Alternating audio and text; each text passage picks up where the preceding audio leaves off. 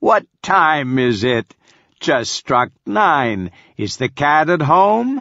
"About to dine." King Wu had warrior's eyes, the town people had said. Green, the color of legend. It was the hereditary mark of Crassus's lost Roman legion, soldiers who disappeared in Gansu 2,000 years ago. They were rumored to have wandered China as mercenaries, fathering exotic new bloodlines as they went. Surely young Wu had soldier blood in his heart, pounding like cannon fire, his rare green eyes sparking as he chased and dragged his quarry to the dirt. He was a born killer. Strong, ruthless, not cruel, but the games always awakened some part of him, otherwise hidden. Once triggered, he was unstoppable, targeting his brothers with a fury that left them bleeding and breathless. Often he'd pin Jiang, poor Jiang, the slowest, the easiest to outmaneuver and outthink, and pretended to devour him, while the other boys cheered for the winning cat. And then, sated, Wu had helped him up, and together they'd visited the water pump to wash the grit from Jiang's skinned elbows before returning to Bao Ji's for dinner. Now, all these years later, Wu was playing a deadlier game. 30 meters across the embankment he saw Marco, captive, handcuffed to an all-terrain quad. An unkempt bearded man in mismatched fatigues crouched next to the American. Who was this enemy? For starters, he was no real soldier, not of any national force, Wu was certain. Everything about the man suggested he was renegade. Militia? Yes. An extremist in a private army, Wu guessed. Even before the resurrection, America had been riddled with such nonsense, fools in love with their guns. But this man had targeted Marco specifically, abducted him. And Wu had heard the soldiers speak Roger Ballard's name just moments before. What militia would possess such knowledge, so high level? Suddenly Wu knew. He squinted and studied the quad. It was a Boer model, wide-bodied, specially outfitted for military excursion. And there, tied to the front rack, as he'd suspected, was a horse's skull, bleached stark white and missing its lower jaw. Horseman, Wu confirmed. His jaw muscles flexed. MSS had profiled horsemen in his briefing. Extreme survivalists, anarchists, a post-apocalyptic army holed up somewhere in the forests of California. Ex-military, most of them, highly trained and lethal. Many were dropouts with criminal records, glad to see America fall. They'd ignored the evacuation, and now lived off the land, hunting, gathering, while ransacking civilization's leftovers, stockpiling cash and jewelry, and guns and drugs and whatever else they could scavenge from dark houses and dry skeletons. Mexico had a thriving black market for such ill-gotten goods. Most of the desolate southern borders were easy to cross, huge unpatrolled gaps, no different from the days before the resurrection, and the horsemen reaped profits by transporting loot into Central and South America, the lower latitudes where the resurrection had not yet traveled. Wu frowned. Horsemen were dangerous. Worse, they had ties overseas. MSS had linked them with terror organizations in Kazakhstan and Iran, and now they too were seeking the Ballard DNA. Wu imagined faceless terrorists watchful in the shadows, deciphering encrypted radio frequencies from the U.S., or worse, as MSS agents had relayed information to Beijing, knowledge discovered during China's hacks into the American mainframes. Still, the terrorist intelligence was spotty, he reasoned, clearly lacking critical details, such as Ballard's location, at Sarsgaard. The horsemen were relying on Marco to lead them. They were like hyenas circling a lion's kill, hoping to steal a meal. The superpowers may have found a vaccine, but it was the horsemen who planned to snatch it away at the last moment, for a sale to terrorist allies. Horsemen were mercenaries, but they were fierce and good at their jobs. Defeating this enemy would be hard. Very hard. Which meant Wu could afford no more errors like the one he'd already made, back on the Sunset Limited. True, he'd known the train was being stalked, but carelessly he had assumed a single operative working alone. Fool! When Wu had accelerated the train to outrun the first horseman quad, the driver had simply radioed ahead, 30 miles north. The second horseman had been ready with the gas launcher as Wu had driven into the trap. And how many others were out there now, patrolling up and down California, converging across the desert to collect Henry Marco, even as Wu wasted time here wondering. One horseman was bad enough. Strike now, before more arrive. Half an hour ago the gas grenade had torn into the locomotive, and Wu had become briefly the hunted, not the hunter. Scrambling for self-preservation, furious that the food chain had shifted against him. He dropped to the floor and stole a single, deep breath, and seconds later orange smoke filled the cab. One lungful of clean oxygen, it was all he had been allotted and all he would need. He scrabbled up the corridor on hands and knees, the smoke chasing him. He floundered over the mummified engineer corpses as somewhere back in the fog he heard Marco choke and crash against the console. Nothing Wu could do about that now. His lungs bulged, his eyes burned. He reached the door to the next coach, slapped the button, and collapsed through the door as it opened. Tendrils of smoke reached after him, but the door closed, slicing them off. Gasping, he rolled to his back. Tears beaded on his lashes, poison flushing from his eyes. From the train's undercarriage he heard the air brakes hiss, felt a check in momentum. The train was slowing. With nobody at the controls, the alerter had cut the engine and engaged the brakes. He coughed up a bitter-tasting phlegm, and, as his head cleared, so did his thoughts. Marco. The American was alive, without doubt. The gas wouldn't be lethal. Wu knew the stink of Kolokol 1, an old Soviet incapacitator still manufactured in black markets. Knockout gas, of course. Deadly force would be illogical. The enemy wanted Marco alive to lead them to Roger Ballard.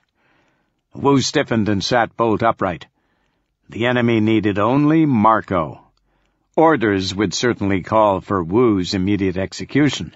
He could flee and save himself. But if he were discovered missing on the train, an alarm would be sounded, the area scoured until he was found and terminated. How, then, to prevent this? His mind whirled, grabbing at ideas, and in moments he'd cobbled together a plan. A risk, but a plan. But time was short. He had to act. Bracing himself, he stood and elbowed the button on the door. As it groaned open, he inhaled, stockpiling his lungs again. Then hurtled back into the smoke-filled locomotive. The fumes grabbed him instantly, absorbed him into a ghostly orange gloom. He couldn't see beyond his outstretched arms, but he knew where to go, where to stop. The dead engineers appeared at his feet. Without pause, he grabbed the top carcass by its shoulders and wrenched. It broke apart from the second body with a rude crack. Good so far. Already Wu detected an ominous urgency between his ribs, his body begging him to breathe. Hurry! Straining, he dragged the body to the front of the cab. Marco lay in a crumpled heap, unmoving, but Wu had no time to check for a pulse. He dumped the dead body next to Marco and rolled it on its stomach, face down on the floor. His army-gear jacket hung over the stool at the controls. He snatched it and, hastening, wrestled it onto the engineer. A decoy, believable enough in the murky room, provided it wasn't examined closely. Wu could only hope it wouldn't be. The side door of the locomotive rattled in its frame, making him jump. They were here, entering the cab. His lungs convulsed. Go! No time to seek his day pack in the mist. Desperately he clamped a hand to his throat, crushing his trachea shut. A single breath would render him unconscious, deliver him to execution, and dashed down the hall, knives bouncing on his belt. Just as the side doors screeched open on rusted gears, Wu burst out the back exit, spilling into the connector between cars and ducking as the doors shut behind him. His mouth exploded open, fresh oxygen nourishing his body. Gulping hungrily, he waited. 30 seconds passed. His deer horns drawn, ready to strike if the door opened. If anyone pursued him. Nothing. Tentatively he stood and peered through the glass porthole. The gas inside had thinned just enough to see down the corridor, all the way to the cab. He sighted a barrel-chested soldier. Just one, Wu thought, feeling his hopes lift, outfitted in an olive-green uniform and a beret, muddling past the control stand. The man looked more like a monster, his face deformed by a black gas mask as he swept a flashlight through the cab. The flashlight beam stopped on Marco's unconscious face, hovered there as if considering, then continued a meter farther until the beam lit upon the dead engineer, face down and disguised in the American Army jacket. Wu tensed. Silently he cast his thoughts at the man. Go ahead. Believe what you see. Be a fool. The soldier bent and clipped a set of handcuffs on Marco's limp arms. Then he stood again and pulled a pistol from his belt. He aimed straight down and fired 2 shots into the back of the dead engineer's skull. The blasts were like bursts of laughter in Wu's head. He smiled coldly, pleased with himself, as the soldier holstered his firearm and grabbed Marco by the ankles, dragged him to the open door, and lowered him outside. Relieved, Wu turned and slumped against the wall. The stink of the gas had soaked into his shirt. He crinkled his nose and wiped his agitated eyes with his arm.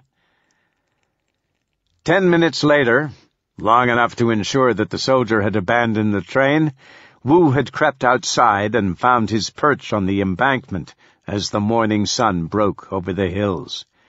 The heat cracked him across the shoulders like the first lash of a whip. He watched as farther down the hillside the bearded horseman struck Marco with a violent backhand. Wu twitched. His veins swelled with a rush of liquid anger, and he frowned, curious at his reaction. Whether the American suffered meant nothing to him, or shouldn't, at least. Yet somehow Wu sensed this was a violation. An insult. Yes, that was the explanation. Henry Marco belonged to Wu, and Wu alone would decide the punishment. He cut the thought short. At the moment it didn't matter. All that mattered was getting the American back alive before more militiamen arrived. His eyes shot wide. The horseman had a detonator in his hand. At once Wu recognized the logic he himself would have applied if he were the enemy. The locomotive had been wired to explode. Plastique, he guessed fleetingly, C4, or Russian PVV, although it made no difference now, to render it useless to hostile operatives who might follow. The train sat 10 meters up the hill, so close he could still smell the lingering, acrid tang of the gas. His mind lit up with a single word, bright and brief, like lightning. Move! And then switched to wordless instinct. He flipped from the ridge, away from the tracks, as the explosion tore open the morning, and fire swarmed over the terrain he'd only moments before escaped. For an instant the flash was blinding, and he threw himself down the embankment, betting that the horseman would miss the sudden move, counting on the man's eyes to be covered from the blast. In mid-roll he regained his feet and sprinted to the grove of low-lying bushes near where Marco lay captured. He threw himself at their roots, merging with the shadows as metal hail from the exploded train clanged to the tracks. He held there, panting, tense, but he'd gambled correctly. His leap to safety had gone unnoticed, and the horseman did not attack. Within moments, the desert was calm again. But not Wu. Inwardly he raged, cursing the horseman, cursing himself. His day pack had been in the locomotive, and his droid. Destroyed now, he pinched his eyes closed and exhaled. Focus, he counseled himself, listening to his breath. Calm your thoughts. Focus ahead. He quieted his lungs, and like a sleek, soundless cat, circled the brush. This finally felt right. Being the hunter once more, ears buzzing, muscles eager, his nostrils wide and hungering for the sweet smell of the kill. He reached the edge of the brush and peered through the gnarled sticks. The mercenary soldier was 3 meters below on the hillside, crouched over Marco, a gun shoved between the American's bleeding lips. "Arr! Pow!" the soldier said. "Like Wu." The horseman laughed. Smoldering, further insulted by the invocation of his name, Wu coiled the power in his legs. His body ached like a compressed spring, begging for release. Not yet. He dug his fingernails into the rough earth and anchored himself there with the pain. Sweat prickled on his skin, evaporating away into the early desert heat. He waited. Patience.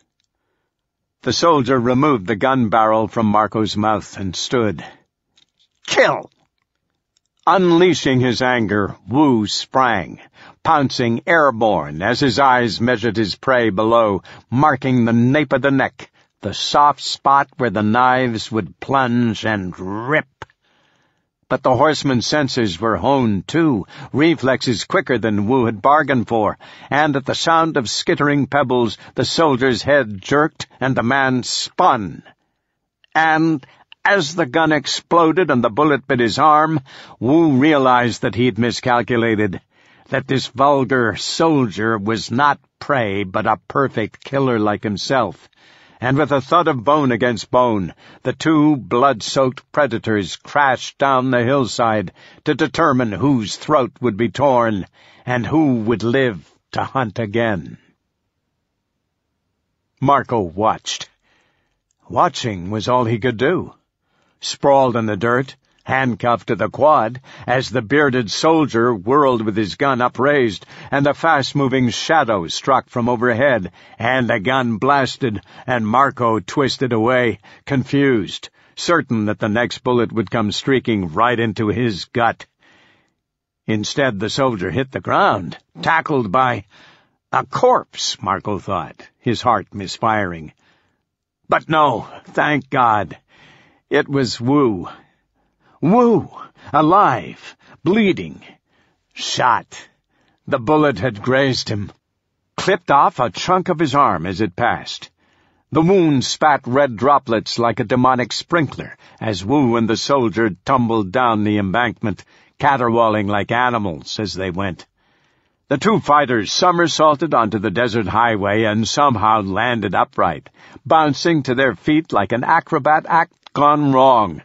Each man streaked with blood, but determined to perform. The soldier struck first, a powerhouse punch straight to the gory bullseye on Wu's left shoulder, the gunshot wound. Wu barked in pain and staggered backwards, and the soldier struck again, this time with the gun in his hand, hammering Wu across the jaw, a sickening crack that echoed in Marco's stomach. And Wu's legs seemed to go slack, and he toppled to his back.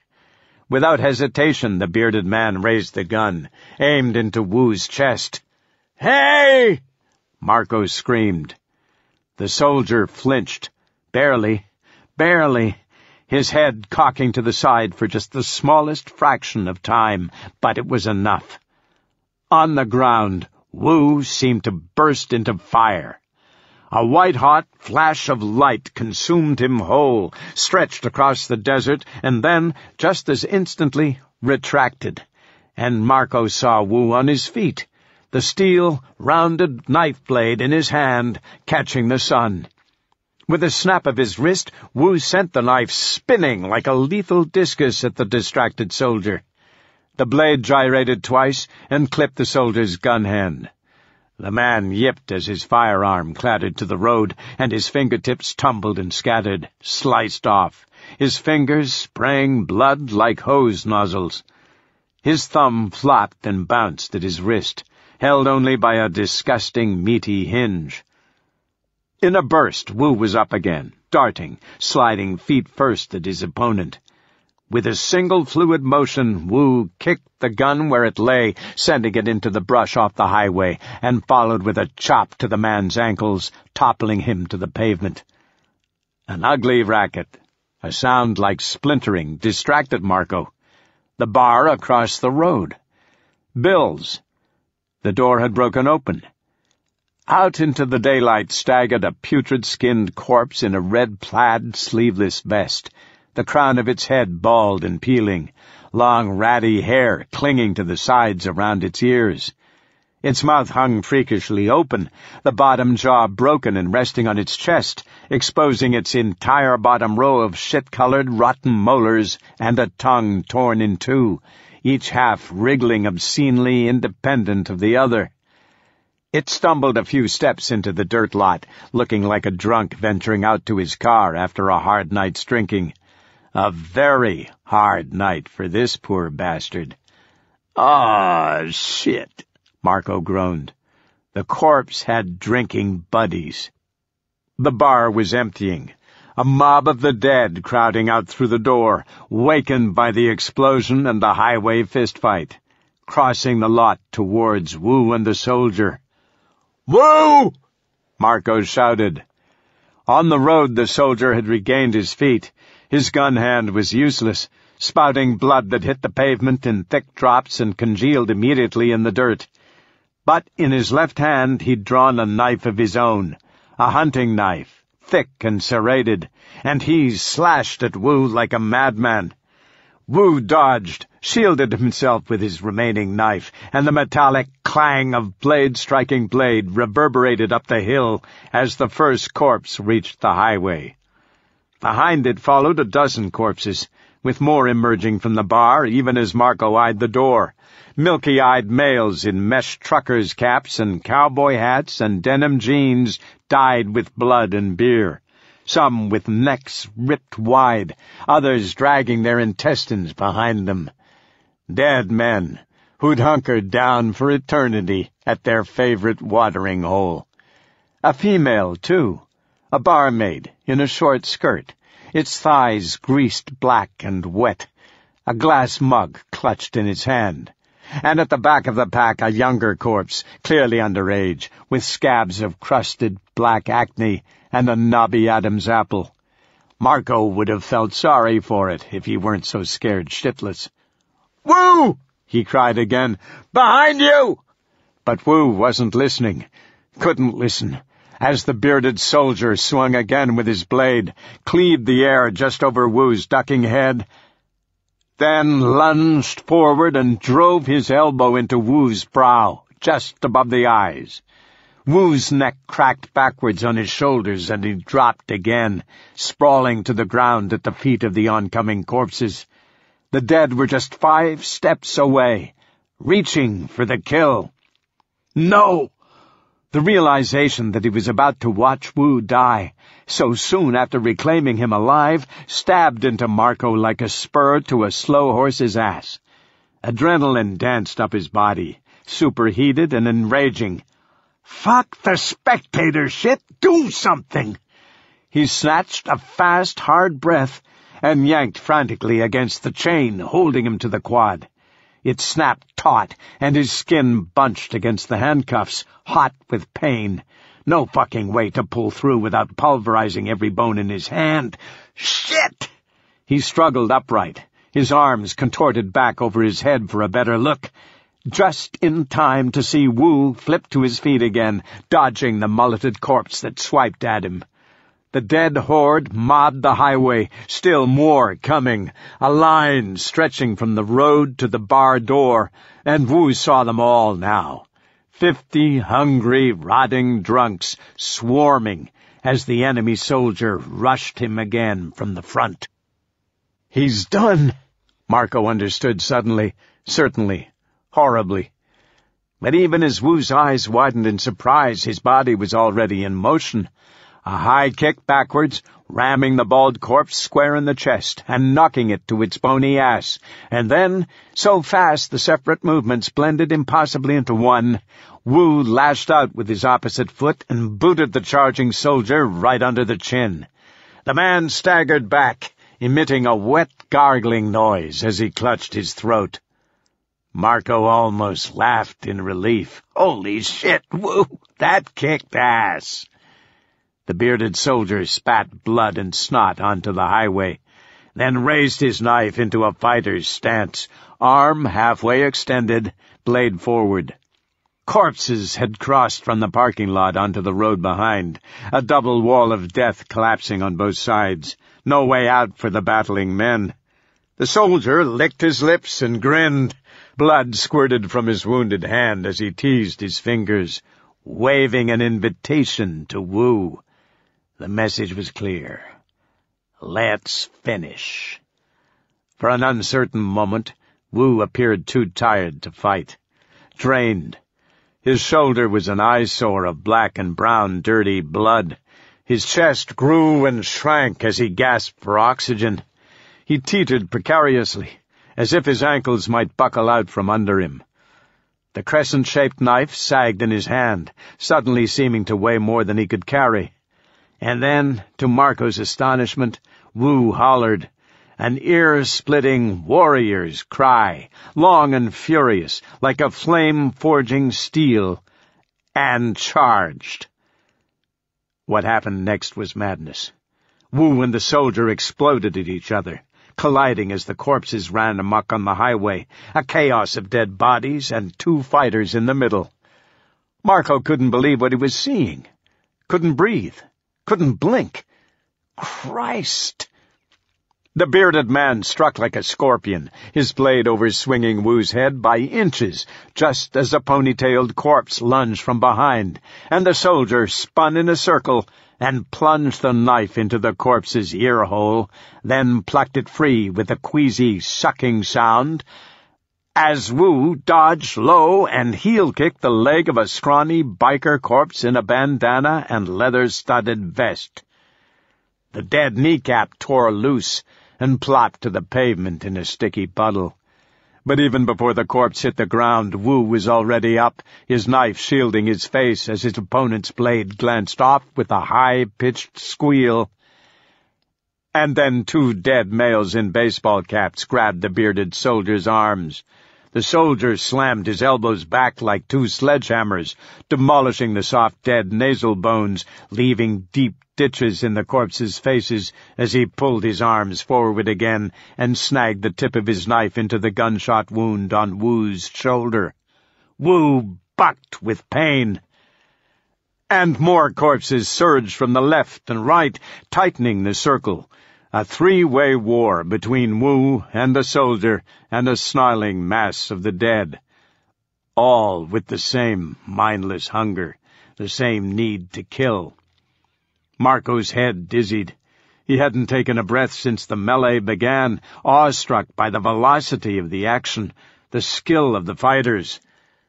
It was like watching a movie played somehow at 2 speeds simultaneously, the dead lumbering and heavy, the soldier and Wu quantum quick, moving faster than light, slowing down time around them as they fired impossible punches at the corpses and each other. The stakes were all or nothing, and a single mistake, the smallest miscalculation of tempo or distance, meant death to the loser. The thought overwhelmed Marco, and he gasped, air bounding from his lungs. His mind cleared. Oh, shit! 6 or 7 corpses had crossed the road and were climbing the embankment. Towards him. A nice, easy meal, chained to the quad. The sight of the climbing corpses jolted Marco like a cattle prod. Frantic, he threw his weight against the chains. They jangled tauntingly and held strong to the quad bumper. He pulled anyway. Needles shot into his shoulders, and he dropped the chains. Nope. He scrambled awkwardly to his feet instead, contorting to keep his elbow from dislocating. "Woo!" he yelled, and immediately felt like an idiot. Yeah, right. No chance for Wu to bail him out this time. Wu had his own shitload of trouble down on the road. The sergeant was busy punching a skeletal black male to the asphalt, as beside him the enemy soldier grappled with a fat old corpse in a worm-eaten Dodgers jersey.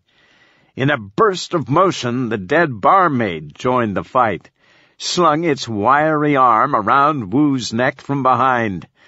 Wu's reaction was instant. He grabbed the beer mug from the female's hand and smashed the glass against its black teeth. Its gums caved in. It swallowed its teeth. As the bearded soldier carved a rancid, blubbery strip from the fat corpse's belly, then turned and lunged, his knife a slick red point aimed at Wu's heart. But Wu twisted lightning fast.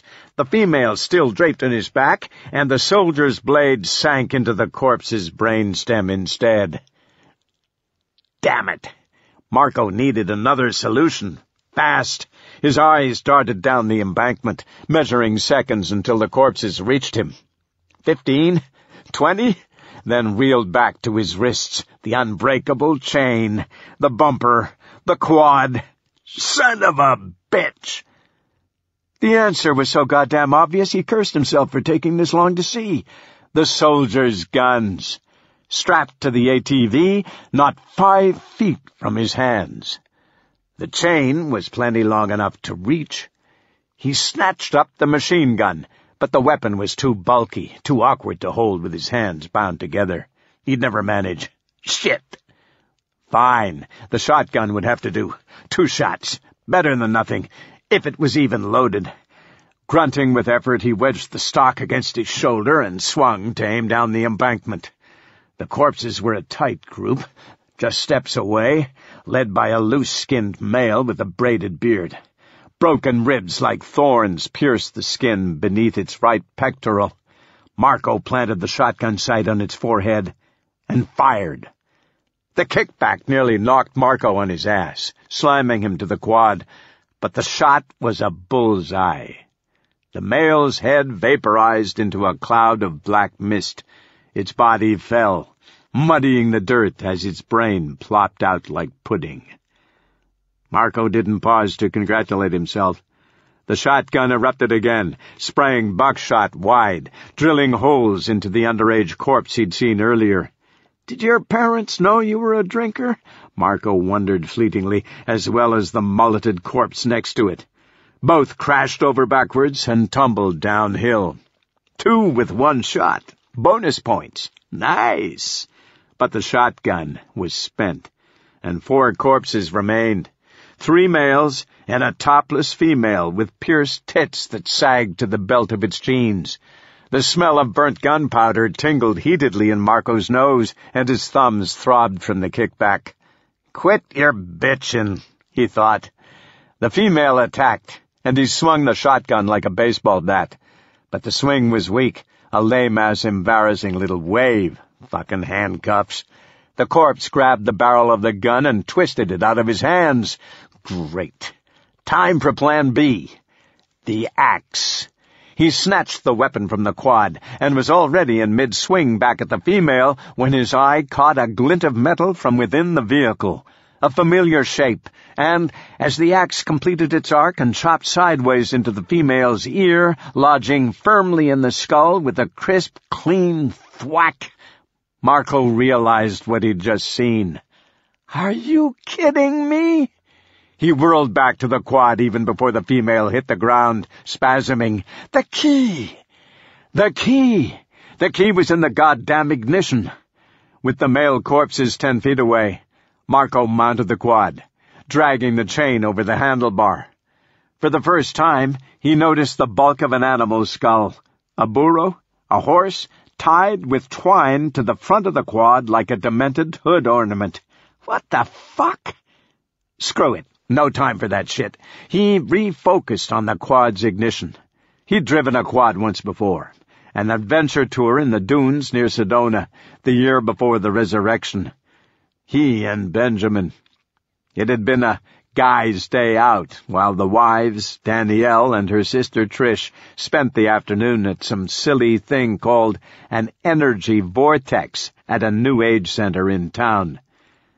"Hey," Ben had asked him tentatively, buckling his helmet before the ride, "are things okay?" "What do you mean?" "You know, man, things with Danielle." "Everything's fine." "'Cause, Trish said, it's fine, Ben. God damn it." And with that, Marco had started the engine, just like the instructor had demonstrated, and the deafening roar ended the conversation. Now, dripping sweat, Marco reenacted that first step. He wrenched the ignition switch to the on position, then blinked, frozen, desperate to recall that afternoon's lesson from all the years of shit and misery since. His hands fumbled on the key. His mind was blank. The first corpse shambled up, and he kicked sideways, vaguely aware that he'd just snapped the dead man's knee. The corpse crumpled beside the quad. Brake lever. There it was, on his left.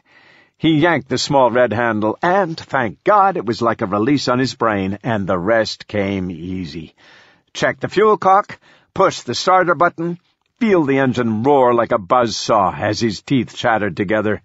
With the handcuffs on, he couldn't grip both handlebars, so he grabbed the right side throttle between his palms and gunned the quad as the last two corpses attacked, and with a spitting of soil and pebbles, the wheels swerved left, then right, then shot forward through the grasp of the corpses, bucking like a wild bronco down the embankment as though the horse skull on the hood had come to life. He almost fell, which would have killed him for sure. But with his ass half on the seat, half off, and his organs jouncing in his chest, he kept his balance and somehow steered. For a pants-shitting second, he sailed airborne over a flat rock that angled like a ramp from the earth, then crashed down again with a crunch of metal and plastic and the chain whipping against the handlebar. Brisk air whistled in his earlobes. Shit! The highway sped towards him, the war zone, the battlefield below where the corpses and the soldier and Wu were taking each other apart, bit by fleshy bit. His fingers eased on the throttle, slowing. Fuck it, Wu needs help. He crushed the throttle with both hands, and the quad rocketed ahead. His senses seemed to speed up, as if powered by the engine. He heard and saw everything. The tortured whales, the knives carving skin, the black asphalt doused with fallen corpses and chopped off arms and glistening blood slicks, like a horrible traffic accident minus the cars, and other corpses still on the attack. Wu and the soldier fending them off in between punches and kicks to each other. Thwack! Thwack! Thwack! More dismantled corpses, and then the quad shot to the highway, clipping slack-jawed corpses, sending them spinning with broken legs and backs. The quad was like a knife itself, slicing the crowd, and Marco didn't swerve, refused to swerve, instead battling the handlebars to keep the wheels straight, every stubborn drop of adrenaline combusting in his head as he hurtled towards his target, locked in. "Hey, Wu, buddy, old pal." 20 feet before the impact, he glimpsed Wu drenched in blood, bedraggled, his eyeballs paled to a cool green mint, his arms locked with the bearded soldiers in a deadly stalemate, each man's knife strained towards the other's throat. "My turn to bail your ass out." The quad barreled another 10 feet, and something in Wu seemed to break at last. Too much life pouring from his gunshot wound as the soldier's razor-sharp dagger pressed a red dimple into the lump of Wu's jugular vein. "Thank me later." 5 feet away, the soldier whirled at the oncoming engine roar, his eyes round and white, his beard sopping with gore and chunks of skin. "Fuck you!" With a lung-crushing whump, the quad slammed into the bearded man like a 400-pound battering ram, nose-diving forward onto its front wheels. And as Marco catapulted from his seat, his fingertips clinging to the handlebar, he wondered if this was maybe the shittiest idea he'd had in a long fucking time. The impact launched the soldier airborne. He hovered 2 feet above the quad for what seemed like minutes, limbs splayed like a free-falling skydiver. And then time and gravity corrected themselves, and the soldier slammed down onto the hood as Marco pitched forward halfway across the handlebar, both men knocked windless, shoulders colliding. And for a terrifying moment Marco balanced like this, handcuffed arms pinned under him, stomach on the handlebar, the eerie horse skull on the hood grinning up at him, inches from his face, as he rode the quad like a bodyboard, and then the vehicle crashed down, the rear wheels banging to the road. He hooked his ankles underneath the aluminum seat frame and wrangled himself back in the saddle just as the quad swerved out of control. The other man wasn't as lucky. The bumper sucked his legs under, and he clung to the front hood, his fingers clawing the eyes of the skull, yowling as the vehicle scrubbed him over the asphalt. In the driver's seat, Marco heard himself screaming too. He grabbed the handlebar in a panic, no intent to steer, just a wild prayer to hang on. The quad sailed to the far side of the road, wheels crunching through the brittle weeds as it left the pavement and bounded into the dirt parking lot of Bill's. The mob of corpses fell behind, 10 yards back, 20, the immediate danger subsiding as the quad sped away. The soldier howled and slapped at the hood, the blood from his mangled fingertips smearing red on the metal, and the horse skull snapped apart, tumbled from the quad, smashed to 100 white shards on the hard earth. Marco met eyes with the man. The soldier's face was blood-spattered and grotesque, hot with pain, a pain, Marco realized, that he had inflicted on this fellow human being. Not a corpse who didn't care or feel when you broke its leg or chopped off an arm, but a living, suffering man. The knowledge sobered him like a bucket of cold water. His adrenaline rush sputtered, and he snatched his hand from the throttle. "I'm sorry," he said. He spoke without thinking, then recognized how ridiculous he'd just sounded. "Sorry I ran you over and tried to kill you." He choked the brake, and the quad skidded to a stop near a lopsided wooden porch, the entrance to the bar. The soldier rolled from under the bumper as if he'd been spat out. He tumbled 2 or 3 times like a rag doll, then flopped onto his spine and rested there, limp and gasping, folded all wrong. His knees were bent sideways, and a spear-shaped bone stabbed through his left pant leg just below the thigh. His skin was sticky, blood-wet, coated so thickly with desert dust that he looked like a lump of bread dough rolled in flour. A hand grabbed Marco by the shoulder, and he spun in a panic. "Whoa!" he breathed. The sergeant collapsed against the quad, his jaw slack with exhaustion. He'd escaped through the hole Marco had punched in the crowd of corpses. His once noble cheekbones were battered and swollen pink, and his entire face was plastered from forehead to chin with viscous black blood. He looked like a mechanic who'd just gotten his ass kicked during an oil change. His breath came in short grinds that seemed to hurt going in, coming out, and, Christ, he reeked, every inch of him doused in death. Marco grimaced. Back on the highway, the corpses had turned, heading back this way, into the parking lot. Only a dozen or so. Wu and the soldier had racked up the body count big time. But these survivors looked hungry as ever, pissed off, growling and frustrated. Wu glanced stiffly over his shoulder. "We have to go," he huffed. "No argument," Marco said. He nodded to the groaning, bearded soldier. The man had managed to push himself up to hands and knees and was dragging himself towards the bar door, hoping to find cover inside. "Let's collect our new friend." Wu narrowed his eyes. Blood clouded the cornea around his left pupil. He glanced once more to the ragged corpses, then separated himself from the quad and half-jogged, half-limped to the downed soldier. He planted his boot on the square of the man's neck and drove his heel down hard. With an agonized cry, the man collapsed back into the pebbly dirt. Wu bent, and Marco saw him pull something from the soldier's belt. A moment later, Wu had returned to the quad. "Your handcuffs," he said, and held out a stubby silver key.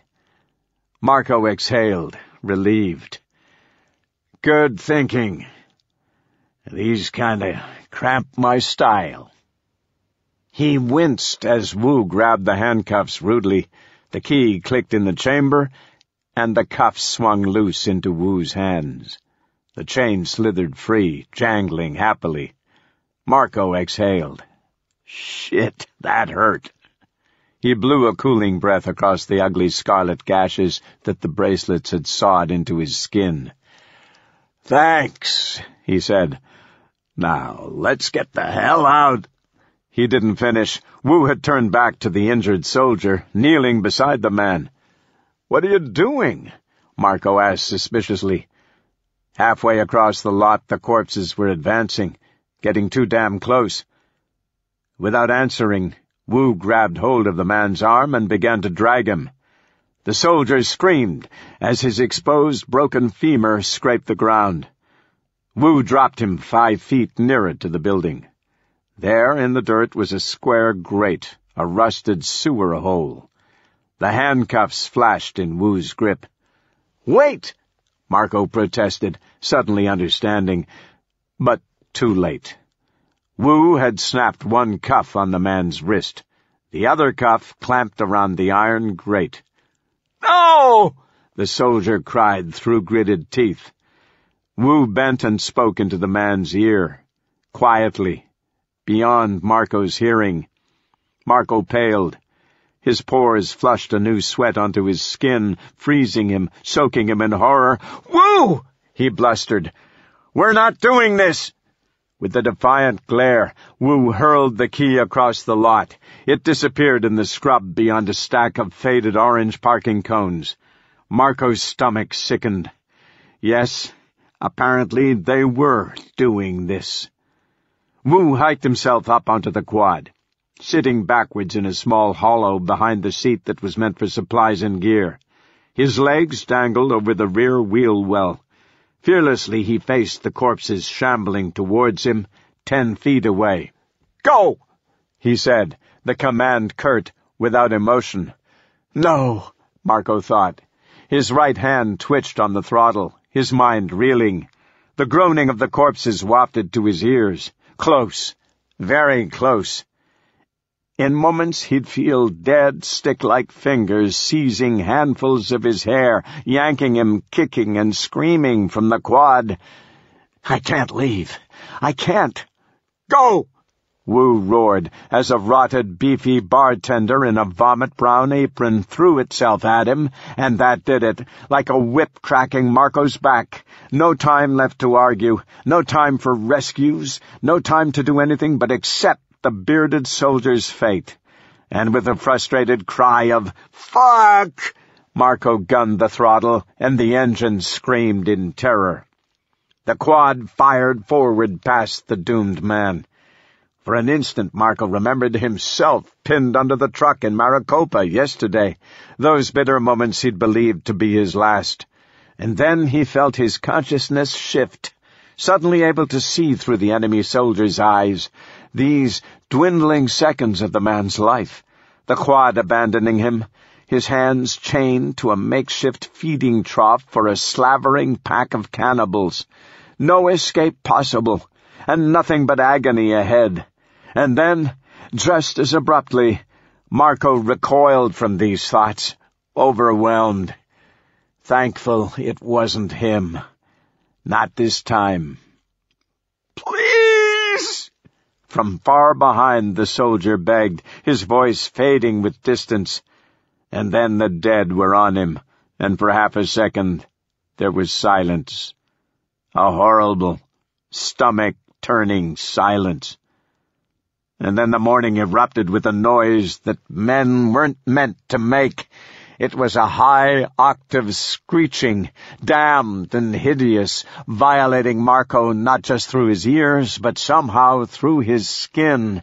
A nauseating scream that went on and on. "Keep going. Don't look. And on, and on. Don't look. As if it would last forever." Shit. Marco braked and turned in his seat. The corpses were peeling the man open, breaking him, cracking him like a lobster to suck out the juices. Gray fingers plunged into his eye sockets, his nostrils, his howling mouth, prying the cheeks while others attacked his arms, his legs, tearing away pieces of rubbery muscle and entrails like pink stretchy gum. And Marco glimpsed the dead bartender gnawing the exposed broken bone as the soldier writhed and bucked, the last ticks of his existence devoted solely to pain. And then, with a hellish crack, the man broke apart, showering the dirt with bone and brains and sloppy organs, and the corpses grabbed up their prizes like demon children playing piñata. His head detached and blood jetted from the neck, carrying with it a final, wet shriek. And then at last the man fell eternally, mercifully quiet. "Show's over, Doctor." Wu's voice. Marco turned, dazed. Wu was speaking to him. "Now drive, please, or we'll be the encore." With a mechanical motion, struggling to think, Marco hit the gas. The quad swung through the parking lot entrance, out again to the highway. The morning sun was in full force now, the asphalt alive and undulating with heat. Leading away. A thought materialized from the fog in Marco's mind. I just helped kill a man. And then a question. So where do we go from here? Chapter 9. Respect the Dead. Christ, that's awful! Marco spat out a mouthful of the stale Snickers bar that Wu had rummaged from the mini-mart. The chocolate crumbled like powder, and the chewy center tasted like caramelized piss. There was nothing else? Twizzlers? "Store's cleaned out, Doctor." Marco scowled. The hunger in his gut jabbed at him for the third time in a minute.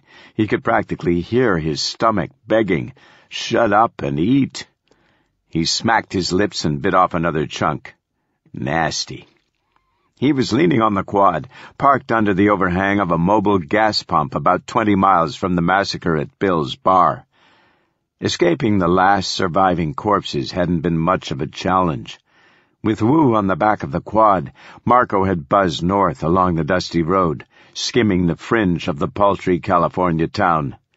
Dead citizens shambled up the side streets, emerging from ramshackle homes, early risers in sweatsuits and raggedy robes. But the quad was just too damn fast, and the roaring motor caught their attention only long enough for them to see their breakfast escaping at 50 miles an hour. You snooze, you lose. And anyway, Marco realized, the dead weren't the real danger, not anymore. Crazy-ass soldiers and foreign governments had just jumped to the top of the list. For 15 minutes neither he nor Wu had spoken, as the quad barreled northwards, the sun ascending to the east. A white road sign offered minimal guidance. CA 111N. Marco registered it only dimly. His mind was stuck in a tar pit of remorse, scalding him alive as it sucked him to the bottom. The bearded soldier's hideous death squeal nagged his eardrums, refusing to go silent. He'd heard that sound before, witnessed men die in equally horrible fashion, but this death was different in one monumental way. I did it. I left him there. I fed him to the fucking zombies. And Wu. The sergeant had clapped on the handcuffs without a moment's hesitation, without mercy. Marco shuddered. What the hell kind of man does that? Behind him on the quad, Wu had been just as silent, perhaps gathering his thoughts or diagnosing his wounds, sure as hell not mourning his fallen enemy, Marco was certain. But even if Wu's conscience was unharmed, the rest of him looked like hell. His face and arms were pasted with dark, sticky blood, and scraps of dead flesh clung to his stubbled chin like blobs of mincemeat. His eyes had swollen noticeably, and he seemed to flinch whenever he blinked. Across his shoulder, a short trench opened where the soldier's bullet had grazed him. The skin was red and black at the torn edges, burnt and bleeding at the same time. Better clean that up, Marco thought. With so much corpse juice spilled over Wu's face and arms, there was a real danger of infection through the carved-out gun wound. He deserves it, Marco thought, and then reddened. Nobody deserved that. The men drove on, wordlessly motoring up Route 111 on a course towards hazy, distant mountains. When Wu finally called out, shouting over the engine, Marco had jumped in his seat. "Pull in!" He pounded Marco on the back and pointed to a haunted-looking gas station 100 yards ahead, coming up on the right. The windows were dark, and tall grass spiked through cracks in the asphalt between the pumps. Beside the road, a red sign with missing letters and numbers teased a few ancient gas prices. Unleaded 3.9 diesel 2.8. Meaningless now, in every sense. Marco was in no mood for a stop, but Wu was right. They needed to regroup, figure out what the hell to do next. He swerved more rudely than necessary, a petulant answer to Wu's habit of ordering him around, and the quad coasted into the station. He brought it to a rest between a quartet of beaten old pumps, 2 to the left, 2 to the right. His fingers tensed on the throttle, ready to peel out if some dead freak came charging around the corner in bloody gas station coveralls. But nothing happened, no crazed attack. Marco killed the engine and scanned the neighborhood. Another sparsely developed ghost town, a bleak boulevard of low-end business establishments crumbling to dust in the desert. A grubby-looking Mexican bar, its brick walls painted a queasy light blue, sulked on the next curb. Marco eyed it warily. He'd dealt with enough dead drunks for the day. Beyond that stood a shuttered pawn shop and a bail bond office promising 24/7 super service on a torn banner over its shattered glass door. Across the road, shielded behind corrugated metal, was a large lot, a scrapyard, stocked with hulking rusted pipes and unrecognizable, multi-jointed farm machinery, for which Marco couldn't imagine a purpose. Telephone poles and stray palm trees led away north. A block farther, he spied a car dealership with silent Hondas corralled like steel cattle. Colored ribbons hung limply from a towering flagpole missing a flag. The ribbons stirred in the breeze. Their motion was the only movement anywhere, as far as he could tell. "Fill the tank," Wu instructed, sliding off the quad. "I'll look inside." "Inside? What for?" Wu regarded him disdainfully. "I've been shot, Doctor. In your medical opinion, should I look for a Band-Aid?" Without waiting for an answer, he limped towards the mini-mart connected to the gas station. He spoke over his shoulder. "My day pack was in the train when the cab exploded. My GPS is gone. I'll look for a map, too." He disappeared into the store, leaving Marco alone outside. Prick. Marco had tried pumping gas, but the station had no backup generator, no way to start the suction in the pipe. Since the resurrection, he'd learned more about the inner mechanisms of a gas pump than any other man alive with a medical degree. But no luck today. The storage tanks were sealed, and even the pipe was dry when he cut the hoses. Nothing but a rush of sweet gasoline fumes, lightening his head like a balloon. He tossed the separated gas nozzle to the ground, frustrated, and winced at the clatter of sound. Jesus, asshole, don't ring the dinner bell. The pump was the old-fashioned kind, with a mechanical display counter that read $20.96. He reflected on the numbers, his imagination working.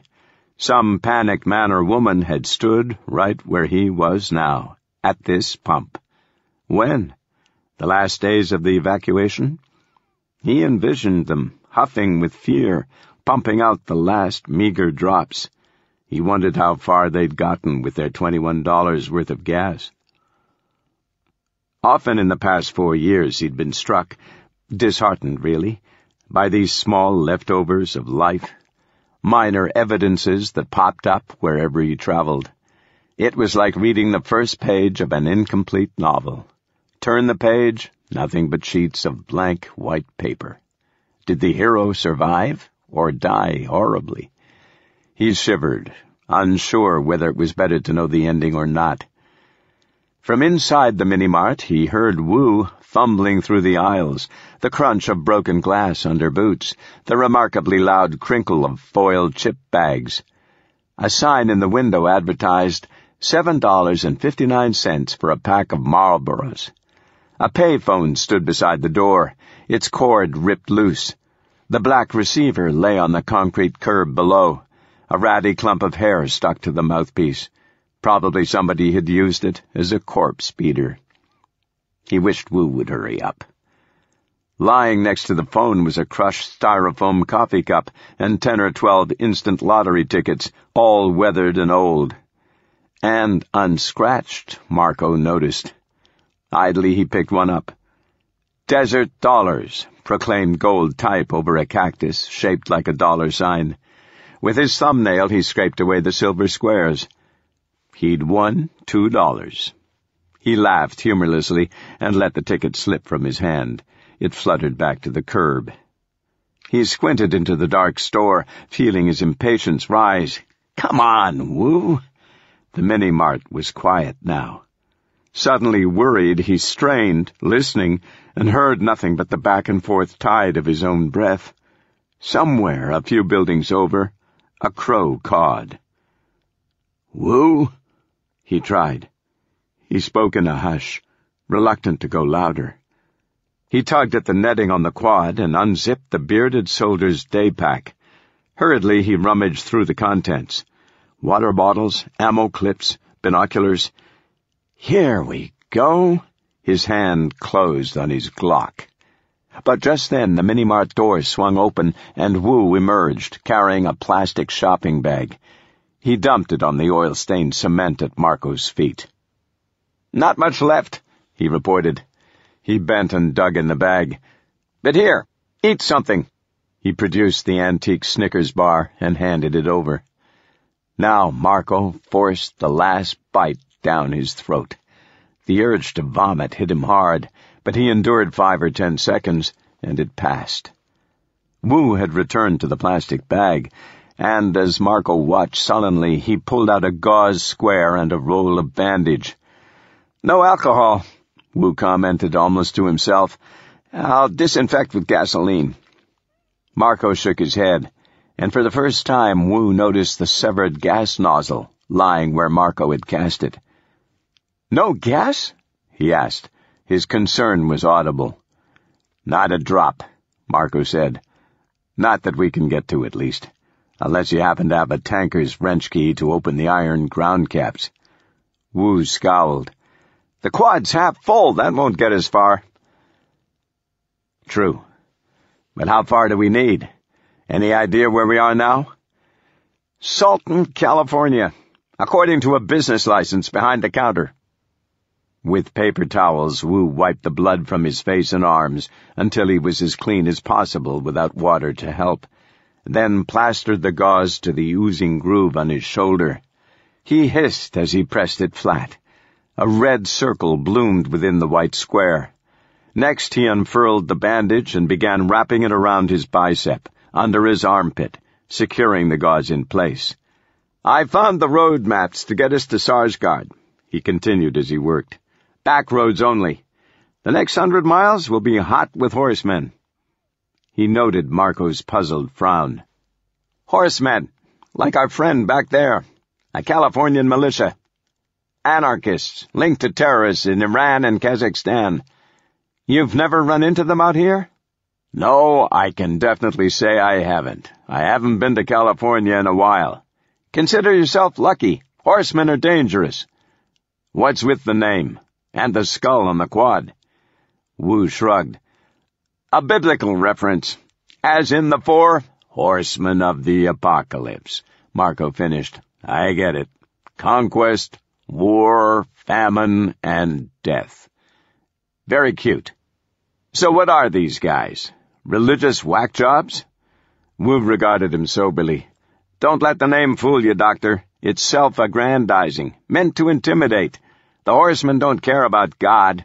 They're thieves and looters. They want money and power, and they're exploiting the resurrection for both." Conquest, Marco remembered. That's how the guy with the beard referred to himself on the walkie-talkie. Conquest 3. I overheard him talking. "Yes," Wu said. Consternation had crept into his voice. "They want Ballard, too. They just don't know where he is. They need you to guide them." "Gee, I wish I was this popular in high school." Wu ignored the joke. "That horseman radioed in our location, so we'd better move. No doubt the others are headed this way.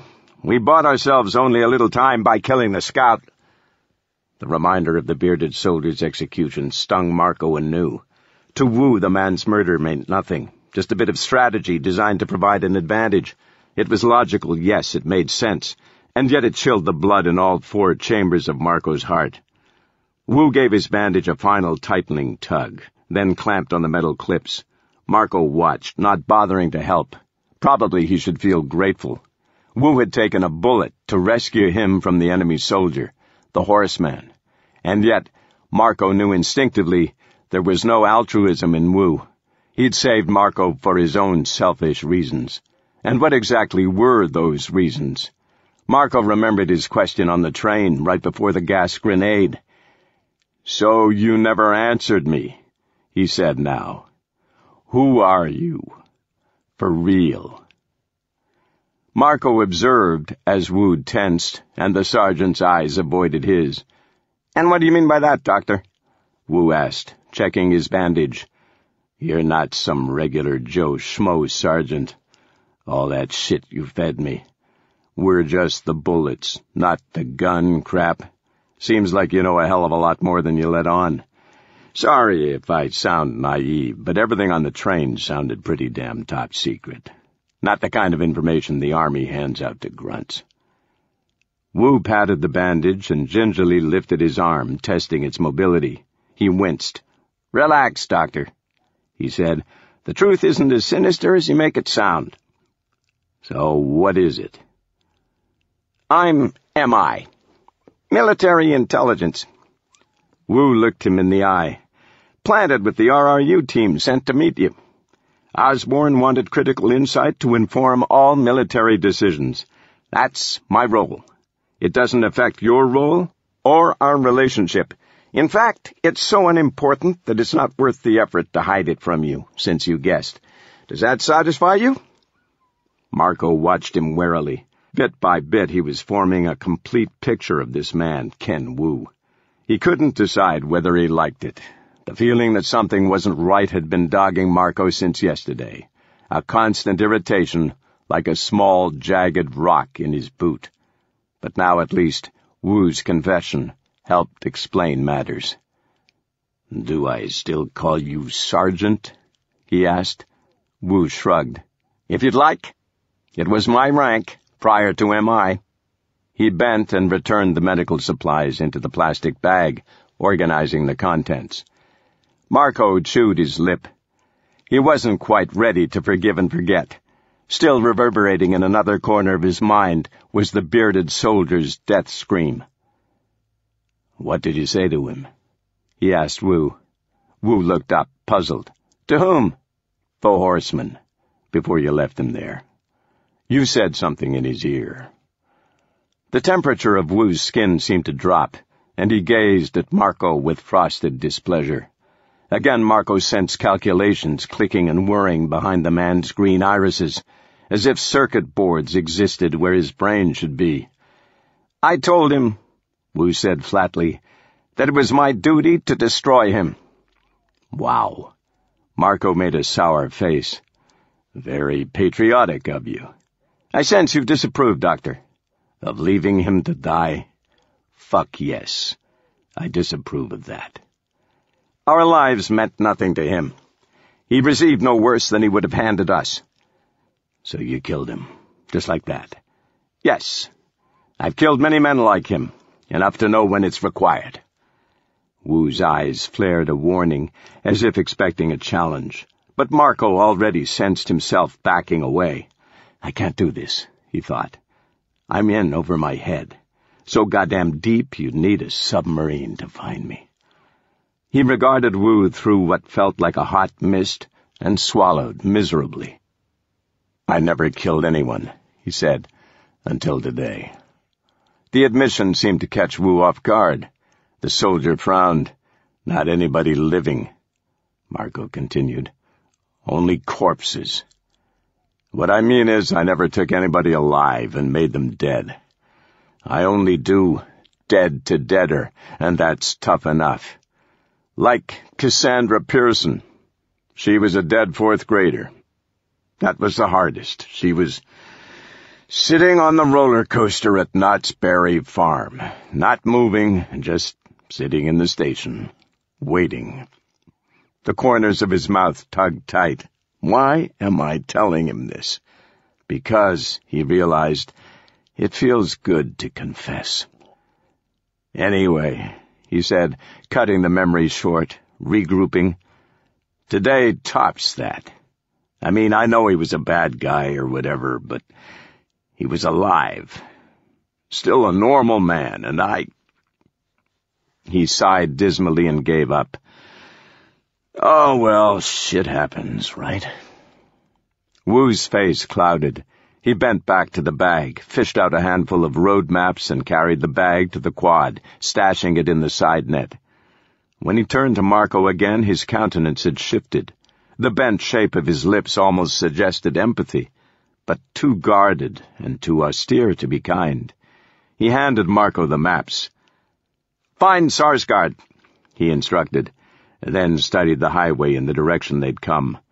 "We've been stationary too long already." Marco thumbed through the maps, distracted. A Rand McNally Road Atlas of California and a few smaller folded maps. Palm Springs, Victorville, and Barstow. He froze on the third map in the pile. Hemet and Paris. His heart quickened. Hemet, California. Jesus, how close was he to Hemet? The other maps slipped from his hand as he knelt and spread the crinkling paper on the cement. Hemet. Right there. He tapped a tiny black dot with his fingertip and felt himself flushed with the discovery. Next, he scanned the alphabetical index of city names. Salton. There. He eyeballed the distance to Hemet. 90 miles, maybe. Should he try? Of course he should try. How could he not? Excitement mixed with a sick, reluctant weight in his stomach. But you don't really want to go there, do you? He ignored this and focused back to the map. Sarsgaard Medical Prison was much farther north. Salton to Hemet would be a huge detour, steering them south on a lonely sojourn through desert mountains before carrying them north again. Could add half a damn day to the trip. Then again, Wu did say back roads. He became suddenly conscious of Wu watching him. He cleared his throat and gathered up the map, tucking it under his elbow. We'll stay on this road here, Route 111. Not much choice right now, but we can ditch it a few miles up, then go hide ourselves on some quieter roads off the beaten path. I'd say 200 miles to Sarsgaard. Oh, and we'll just happen to be passing through a town called Hemet. I forgot to mention that. I'll let you know when we get there.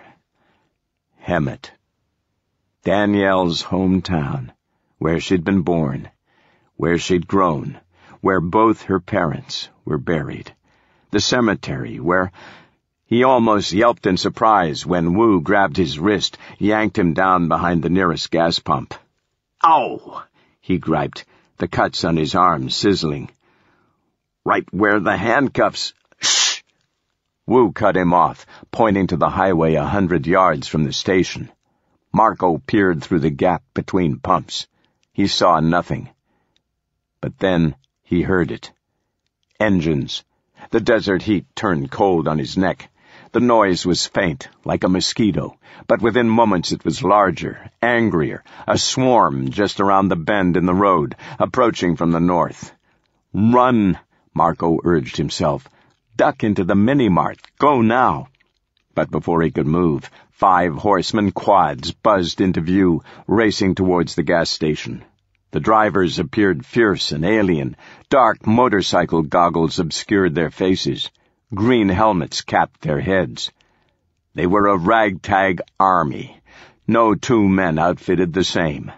One wore desert fatigues, the next a thick motorcycle jacket, while a third sported a pilot's jumpsuit, torn and blue, the wind whipping madly at the fabric.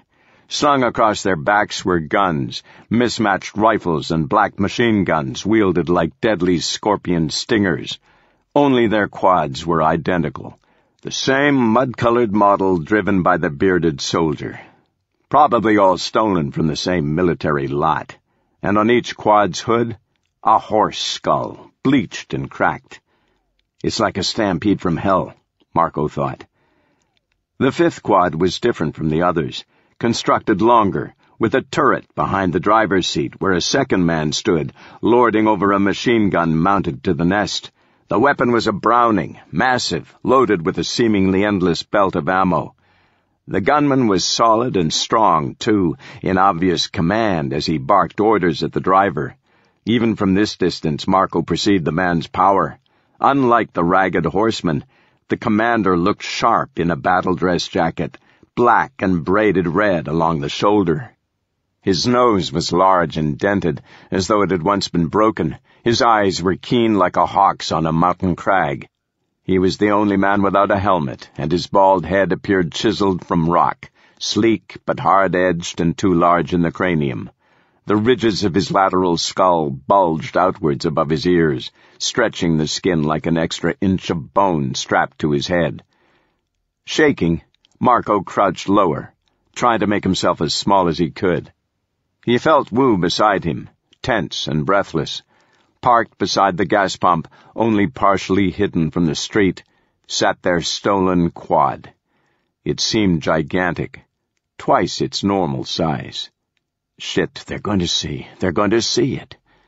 The 5 quads darted past the station, continuing south. Wu exhaled. Rivulets of sweat had cleaned thin paths down his grimy forehead. "We were fortunate just there," he admitted. "They're headed to the train, to meet their comrade. I doubt they realize he's dead yet. With more luck, they'll run into the same ambush of corpses. That would improve our odds." "I have news for you," Marco said, his stomach still fluttering. "Our odds suck, no matter what. Did you see him? That beast with the freaky head?" "I saw, yes," Wu answered. "The horseman squad leader. Please say we don't have to fight him. He's scary." Wu didn't bother to answer. He stood and tested his arm again, lifting it as high as his shoulder would allow. Halfway up, he grunted. Biting his lip, he sat backwards again on the quad, his feet propped on the rear hitch. "You drive," he instructed, "before your friend Big Skull comes back." "Nice. Big Skull. Thanks for naming my nightmares." Marco stuck the Hemet map into his back pocket. All right, then. Here we go. Forget the horsemen. Onward to the real nightmare. The cemetery in Hemet. A quick visit. His chest tightened, constricting his ribs. Maybe you're visiting too, Del? Route 111 was an ugly line north out of Salton, dismal and depressing. A 2-lane road intercut with blighted side streets that vanished into the fossilized silence of the desert beyond. Marco kept the quad at a low hum, hugging the shoulder, ready to dart off-road if another horseman convoy burst into view ahead. It was a tense ride. His jaw ached, and he was exhausted, and he caught himself slumping against Wu behind him. The two men sat back to back. Marco drove. Wu monitored the road already traveled, in case the horsemen had doubled back after discovering their dead soldier at the train. Or whatever was left of the guy. Probably not much. Marco focused his gaze ahead, doing his best to ignore the occasional human carcass lying mangled across the yellow highway lines, lumps of parched skin and bleached vulture-picked bones. Roadkill, he thought, not amused. On the outskirts of town, he slowed and steered cautiously through a jumble of collided cars, 8 or 10 total, their doors rusted open, abandoned in haste. As the quad rolled past a red Ford pickup truck, a pot-bellied corpse in a cowboy hat popped to its feet in the truck bed. Its cheeks were bubbled with soft-looking blisters that throbbed. Flies had laid eggs below the facial epidermis, giving birth to maggots. The corpse teetered, its arms extended as if it wanted help getting down. Yeah, fat chance. Marco goosed the throttle and zipped from the intersection. The corpse grunted and sat back in the bed. 5 miles later, a blue sign for I-10 appeared, but Marco veered left. Stay on 111 a while longer. That was the plan. The interstate was too conspicuous, too much danger. Big Skull. The name had stuck in Marco's head, and the horsemen would be patrolling the major roads, and there would be ghost jams, too, he'd explained to Wu. Plus plenty more corpses. Wu had agreed without even asking to see the map. He'd simply responded with a firm nod. Good. Let's go. As much as Marco hated admitting it, he'd felt bolstered, as if Wu's approval meant something. Great, he thought, cringing. The cold-hearted killer likes me. Now Marco gathered a deep breath. At this pace, they'd reach Hemet in about 2 hours. Part of him wished it would take 4, or 8, or how about tomorrow? Entering Palm Desert, his pulse jittered.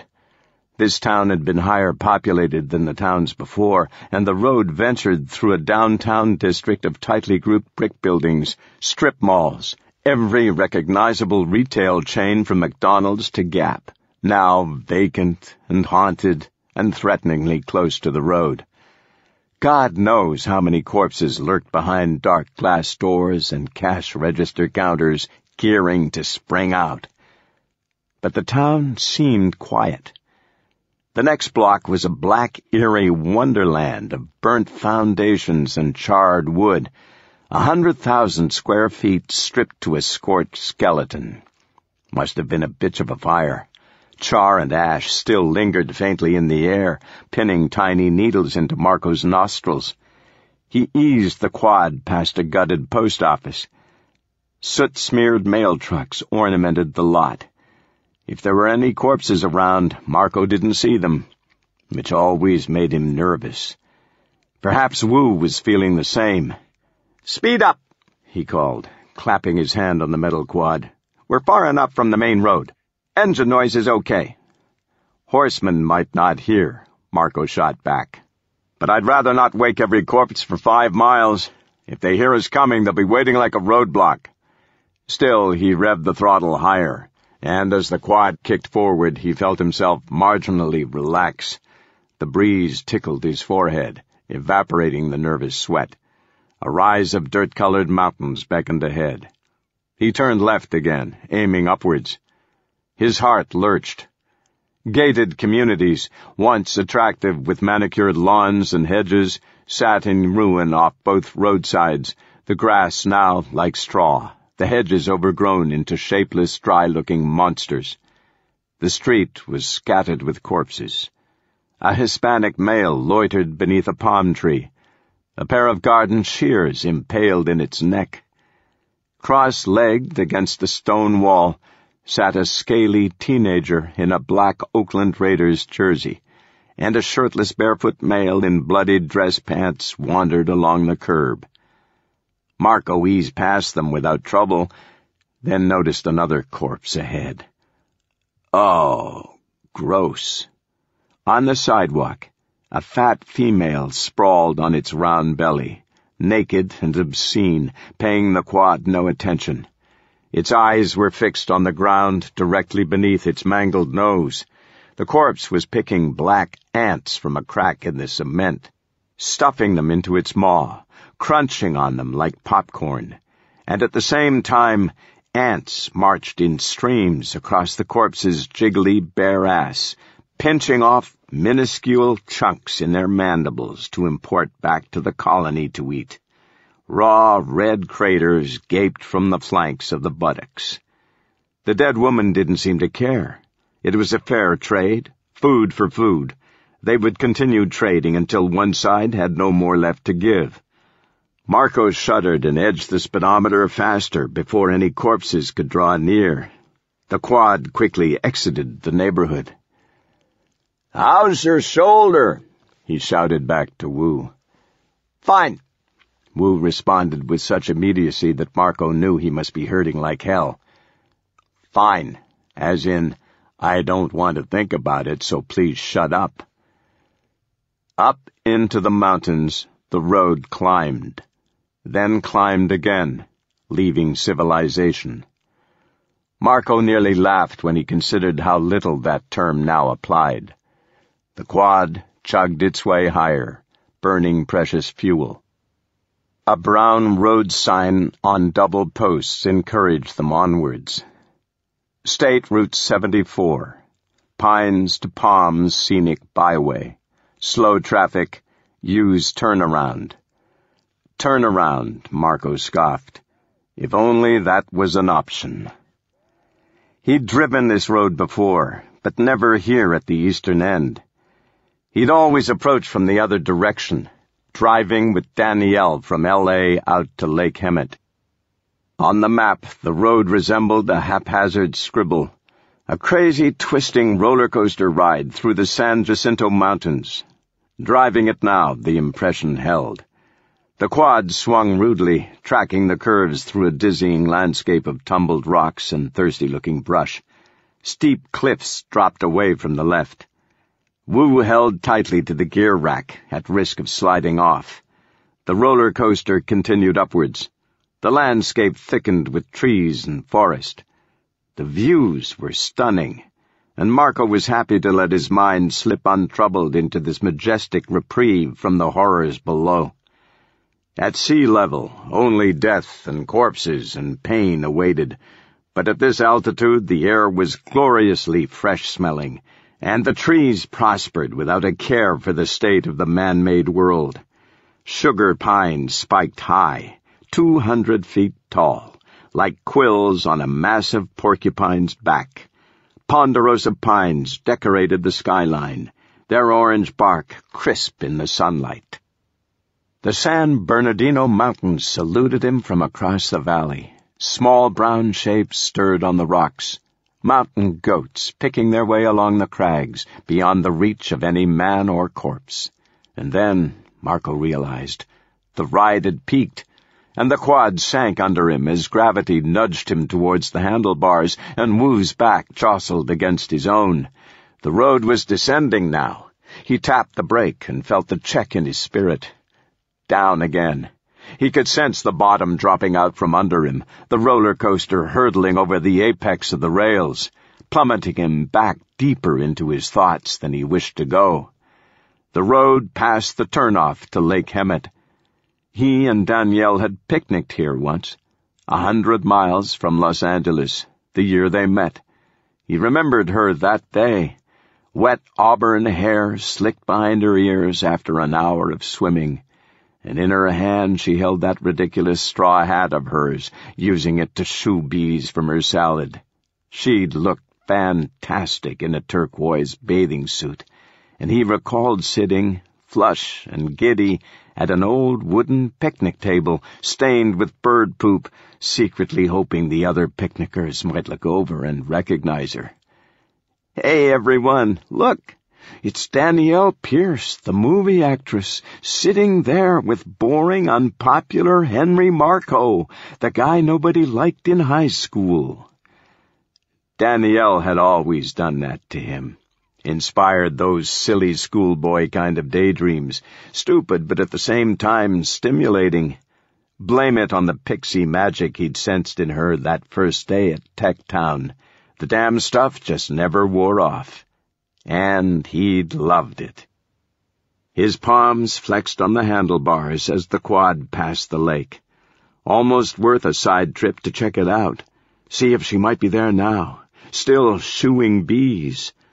But he knew Wu wouldn't go for that. Hell, they were already on a side trip, and he hadn't even told Wu yet about his plan to stop in Hemet. And besides, he had a much stronger hunch burning in him now, urging him to keep going. Hemet, the cemetery, she's there.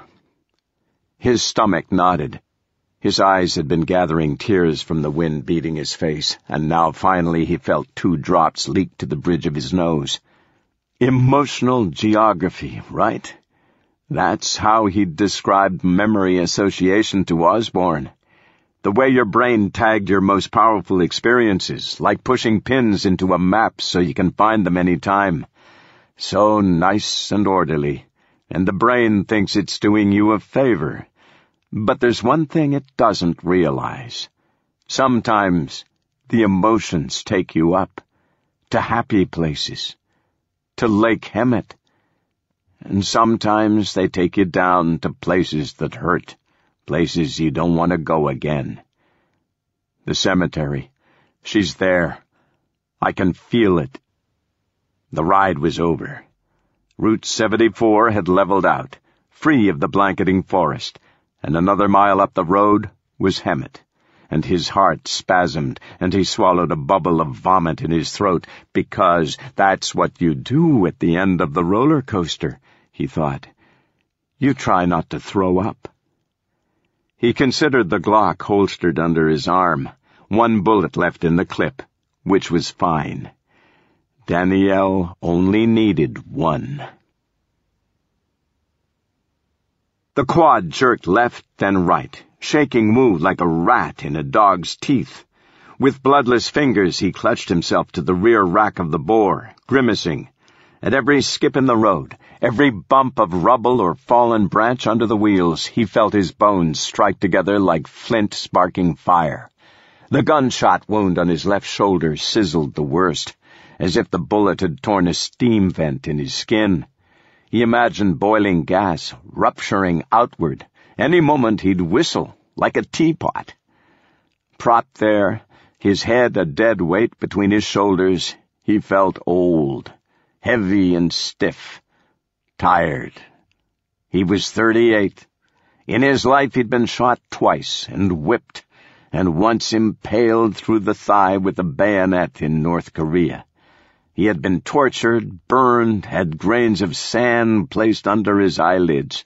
His thumb had been bent and broken. Yet never, he mused, had he felt so injured as now. Sleep, he rationalized. Sleep was the problem. He hadn't slept in 60 hours. He might not sleep for 60 more. He still had a vast task ahead. Locate and destroy the Ballard corpse, then collect a DNA specimen before burning the body to cinders, useless to other nations that might come searching.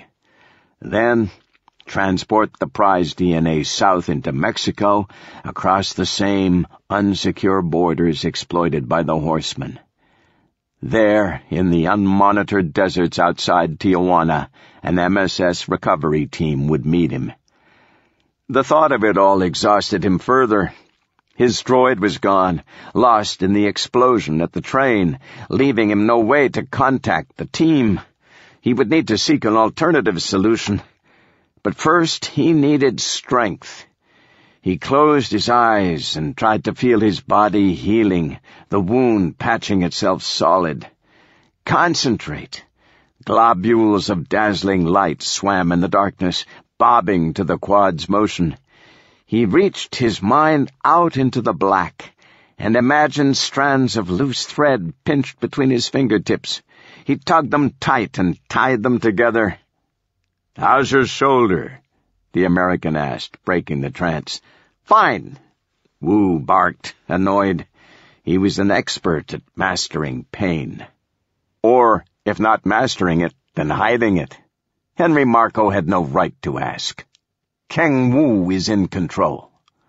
His hands tingled, and he realized he was gripping the metal toe bars with such fervor that he'd cramped his blood. He eased his grasp. The air cooled in his nostrils as the road ascended the mountains.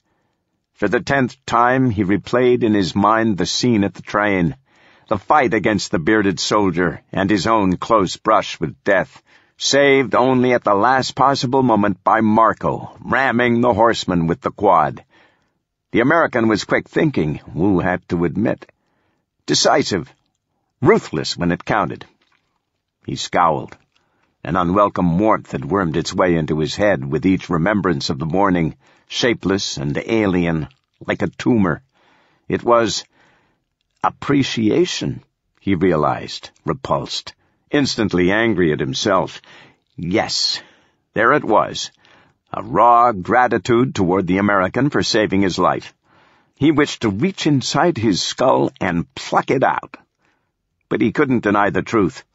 The American had rescued him, and without that act, Wu would be dead, and China might be left to rot in a world of resurrection.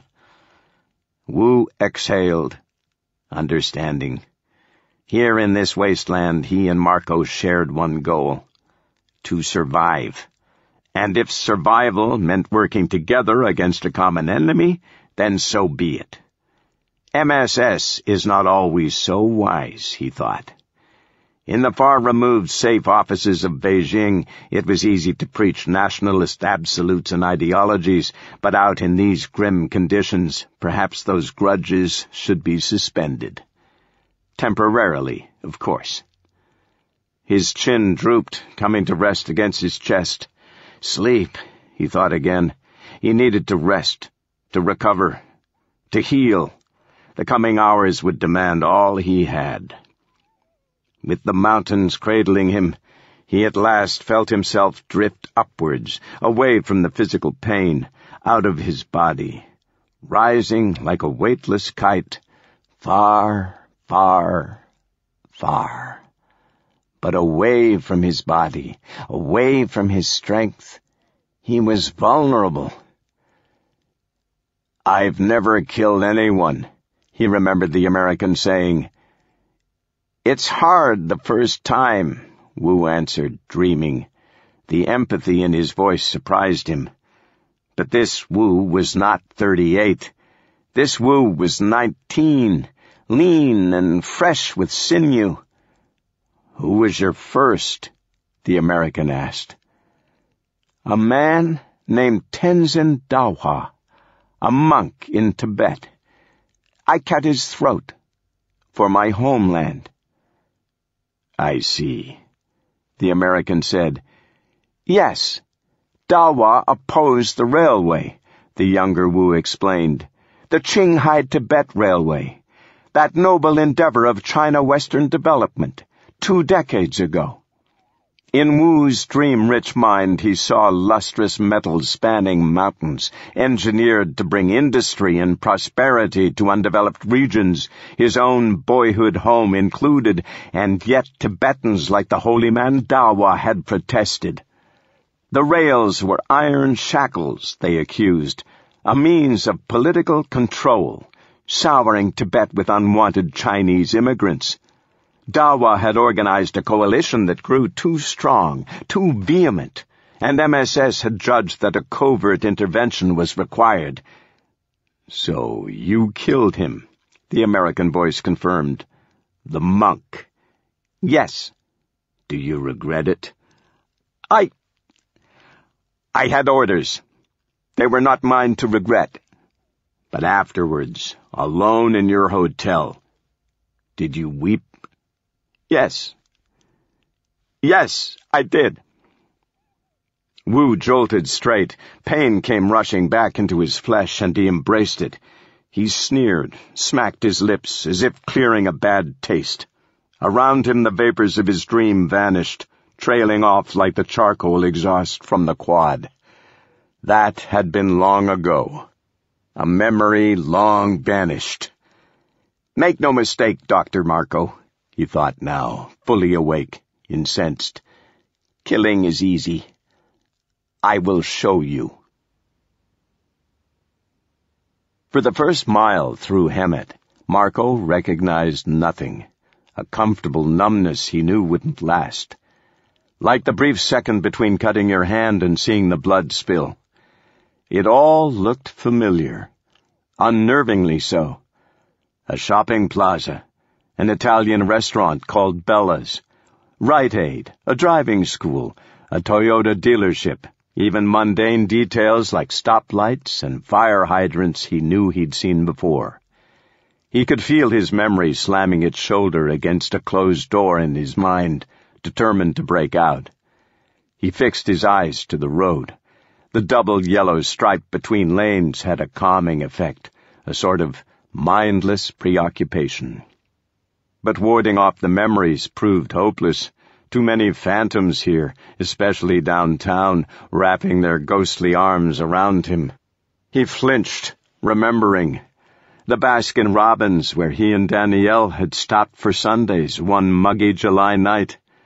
The dinky theater, where they'd seen a second-run showing of her first film, Next to Nothing. Yale Street. Her father had lived that way, a few miles south. The streets and buildings looked sad and lonely, subdued with litter and grime. Store windows were smashed. Suddenly an odd shape caught his eye. "What the hell?" he grunted. On the sidewalk outside a laundromat was an armless corpse, lying on its back in a chunky morass of black blood and bile. It looked dead. Really dead. Not moving. Its stomach had been torn open, scooped out, the organs stolen away. Gristled ribs curled wetly from the torso, and a massive chunk of its neck was missing too, the brainstem severed.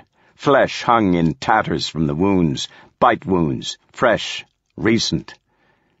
"Interesting," Wu commented. Marco jumped. He'd practically forgotten the sergeant was along for the ride. The last hour had been quiet, without talk, but now Wu was awake and alert. "I didn't realize they fed on each other." "They don't, not that I've seen. Must be a new trick." The cadaverous face gawked at the sky, its lips like stone, offering no answer. "Let's get going." Spooked, Marco accelerated west. From somewhere a block up he heard another corpse howl, electrifying the hair on his neck. He scanned the sky. The day had turned uncharacteristically gray and overcast, missing the usual stage light of California sun. But no vultures, thank God. The yellow stripe stopped at the intersection of San Jacinto Avenue. On the corner, a delivery van had crashed into the crosswalk sign. "Brack's Flowers," it read on the side. Marco held his breath and turned right. "Doctor, you're off course." Wu's disembodied voice behind him was like a reprimand from his conscience, boxing his ears. Off course, off course. He ignored Wu. A moment later he felt a crushing grip on his elbow. "Route 74 went straight," Wu growled. "I know. I need to make a stop." "There's a gas station." "Yeah, that too. But I need to check something first. Something else." For half a block more Wu held silent, although his disapproval seemed audible to Marco on its own, louder than the quad's gunning engine. "Where are we going, Doctor?" Wu finally asked. The question was terse. Marco heard the implied threat, The answer had better be good. "Fuck you," Marco replied silently. "Enough with Wu's bullshit. I've got my own problems, and Roger Ballard's dead cold body can wait." So could Wu and Osborne. Jesus Christ, they owed him this detour. A thin, razor-like pain lit up the skin on the back of his neck. A knife blade. Wu delicately dug the knife between Marco's first and second cervical vertebrae, just under his skull. Any harder and the skin would slice open. "Hello, spinal cord." "Son of a bitch, Wu," Marco seethed. "You're bluffing." "Wu," he warned. "I'll ask you again, Doctor. Where?" "Right here," Marco said, and braked the quad. The green lawn of San Jacinto Valley Cemetery sprawled to the north as far as the men could see. The grass was overgrown but verdant, like a wild meadow framed by city streets and sidewalks and a red brick wall running the entire perimeter. From the tall vegetation poked solemn spires and crosses, the tops of granite gravestones. A wide cobblestone driveway beckoned them inside. 2 rows of palm trees flanked the path like giant pallbearers waiting to escort the next coffin to its plot. Marco felt the knife leave his neck. He glanced back at Wu. The sergeant was squinting into the cemetery, his head cocked, an expression of combined suspicion and curiosity. Beyond the wall, a blue butterfly jigged over the long stalks of grass. At last, Wu frowned. He fixed Marco with a gaze sharp enough to cut through any deceit. "You have someone here," he said, a clarifying statement, not a question. "Yes," Marco answered simply. Was there reason to say more? He wondered if Wu knew about Danielle, and if so, whether Wu thought he was crazy. He waited. Wu inhaled and exhaled, his breath congested, the nasal passages likely clotted with blood. "And after this," he said, still clarifying, "Sarsgaard, no more interruptions." "Yes." Wu processed the information a second longer. "Agreed," he concluded, and with a stern finger he tapped his wristwatch. 15 minutes, then out." "Agreed," Marco nodded, then paused. "Thanks." Wu narrowed his eyes. "Go," he said. Gratified, Marco edged the quad through the cemetery gate. Farther ahead the driveway disappeared between trees, past ornate mausoleums with Grecian columns and eternally sealed doors. He knew where the road led. Up a rolling hill, past the cemetery office and a serene-looking chapel with a golden cross steeple. He drove slowly, eyes sweeping left and right, feeling too cut off from the main gate. Deep in the cemetery, the city outside was almost forgotten.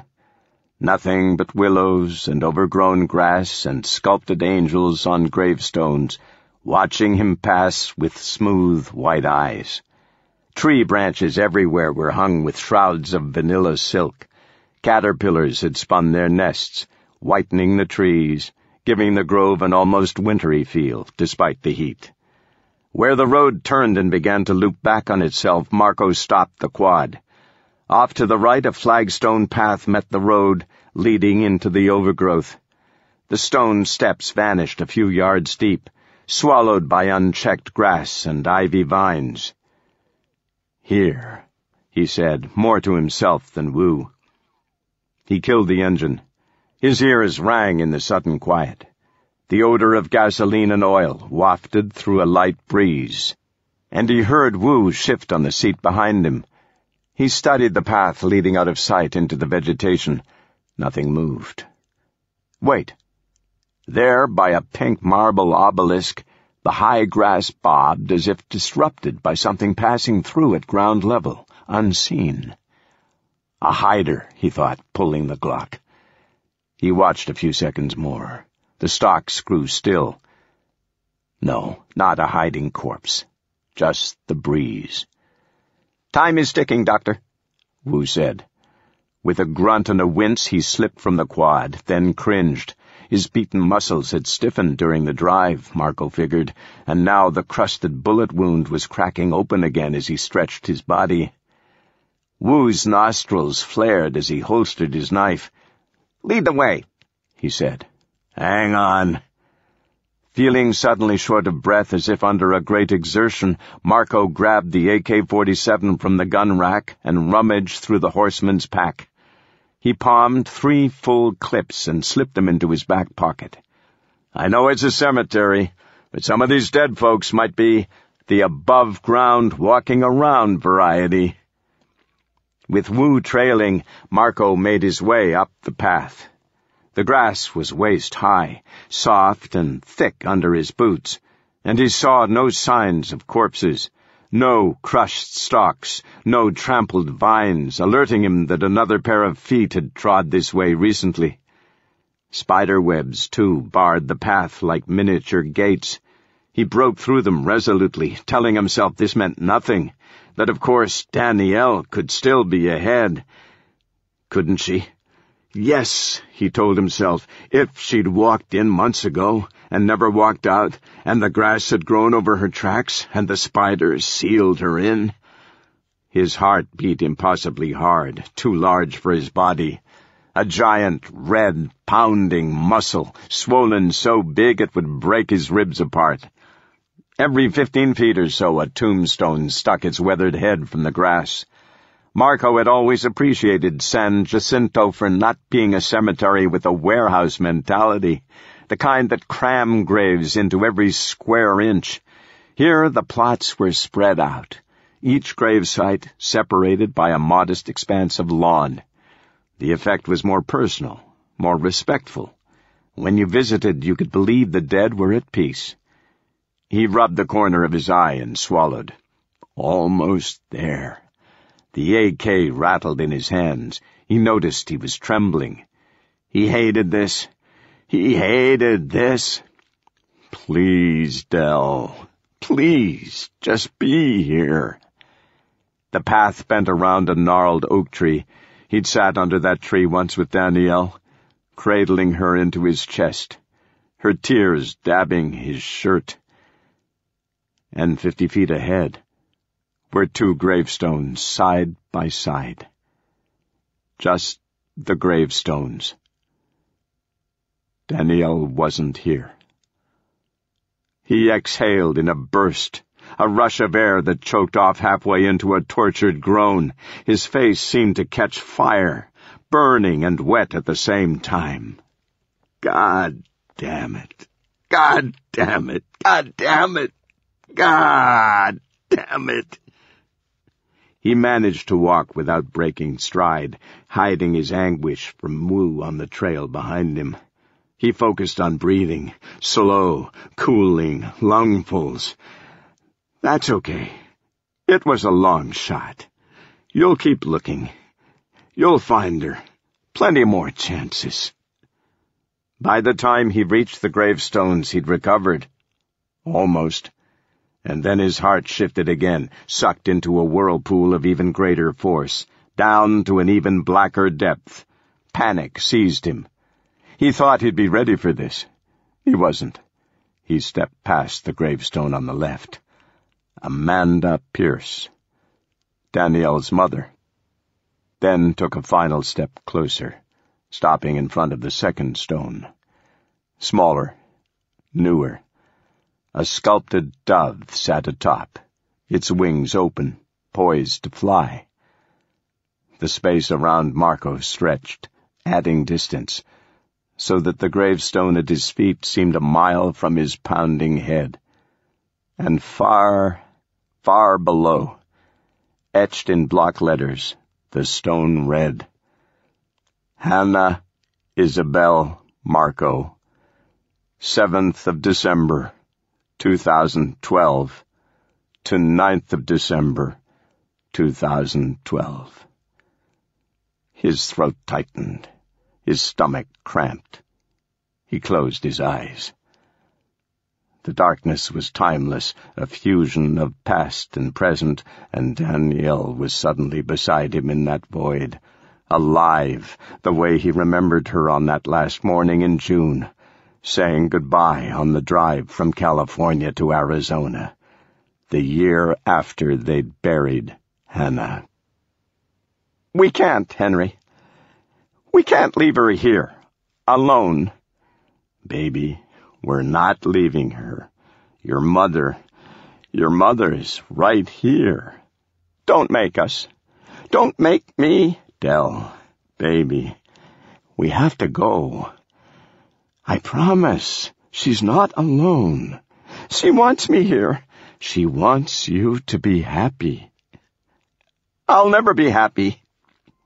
His eyes flicked open, red and glassy. He sniffed and wiped his nose, not caring that Wu had arrived next to him. Fuck that. Fuck pretending. Let Wu see this. Wu, who didn't have a fucking emotion in his blood. Beside Marco, Wu lowered his chin as he absorbed the gravestone etchings. He held his hands together in front of his body, the posture of a man paying his respects. "Your daughter," he stated. "Yes." Wu nodded, pursed his lips. He hesitated and then spoke again. "The infant. The baby who passed away under Roger Ballard's care?" "Yes." Wu blinked, depositing the information into his lockbox, and responded with a step backwards and the slightest bow of his head. "I'm sorry—" A crashing of leaves interrupted him. Both men snapped straight, whirled towards the sound. The high grass to the west whipped left and right, then split down the middle. Something big, was charging at them through the grass. No time to think. Marco whipped the AK towards the approaching attack. Whatever was coming, it was coming fast, rifling through the green stalks. Beside him, Wu sprang to a fighter's stance, hands up, knives gleaming atop his fists. The men locked eyes. Wu nodded, his jaw clenched. Here we go. The brush burst apart, and a snarling yellow mastiff barreled out, its fur caked and bristled, closing the distance with a furious thrashing of legs. Marco's stomach went weightless, as though he'd stepped off a cliff, a scream trailing from his throat. For a paralyzing moment he forgot about the gun in his hand. Frankie was all he could remember. The mongrel dog next door that tore his ear when he was 7, exploding through the hedge, tackling him. "I'm getting eaten." And the mastiff, somehow it read his mind, knew he was weak, and chose him instead of Wu. It leapt at Marco, jaws snapping towards his throat, and Marco braced, yelling out with surprise as the giant dog crashed sideways away from him, its ribs cracking against Hannah's tombstone. The mastiff yelped and rolled to the ground in pain. Wu stood on one foot, his right leg extended. He'd booted the dog midair with a thunderous kick. He replanted his foot and cast Marco a puzzled look. "Just a dog," he chastised. "They're not bulletproof, in case you were wondering." Marco looked at the AK in his hands, felt himself blush. "I don't like dogs." He stopped and frowned, listened. The blush on his cheeks suddenly chilled. Everywhere behind Wu, the grass began to shake. "Dogs," he said. "Oh, Jesus!" Lots of dogs, slinking from the brush, fur raised, heads low like hunters, all sizes, all kinds, mongrels, black and spotted, ears pointed, muzzles slick with brown slobber, pure breeds too, German shepherds, retrievers, hounds, lips curled back to reveal long, curved fangs, 30, 40, 50 dogs emerging from the cemetery hollows, a massive, hungering pack. Fierce growls rattled within their necks, collars and dog tags on them all. Pets, Marco realized. Former pets, gone feral, reverted to wild instincts. The resurrection only took men and women. It left their dogs behind. No one to care for these creatures or put kibble in the bowls. He imagined the dogs in Hemet roaming the streets after the evacuation, scrounging to survive. Then, finally, driven by starvation, they'd banded together to hunt, feeding on squirrels, birds, cats. With a chill, he recalled the torn-up corpse he'd seen downtown. So that unlucky bastard had been dog food.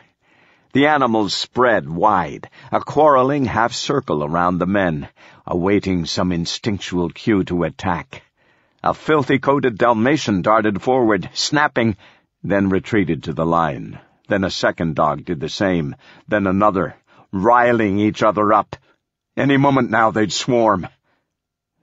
"Too many to kick, Sergeant." Marco's tongue was a chunk of dry wood. "And too many to shoot," Wu said. He gestured at a drooling Great Dane, big like a bear. "Put a bullet in that one, then run." "Right behind you." Shakingly, Marco aimed at the massive dog. Its right eye was gone, the lid infected shut, seeping fluid.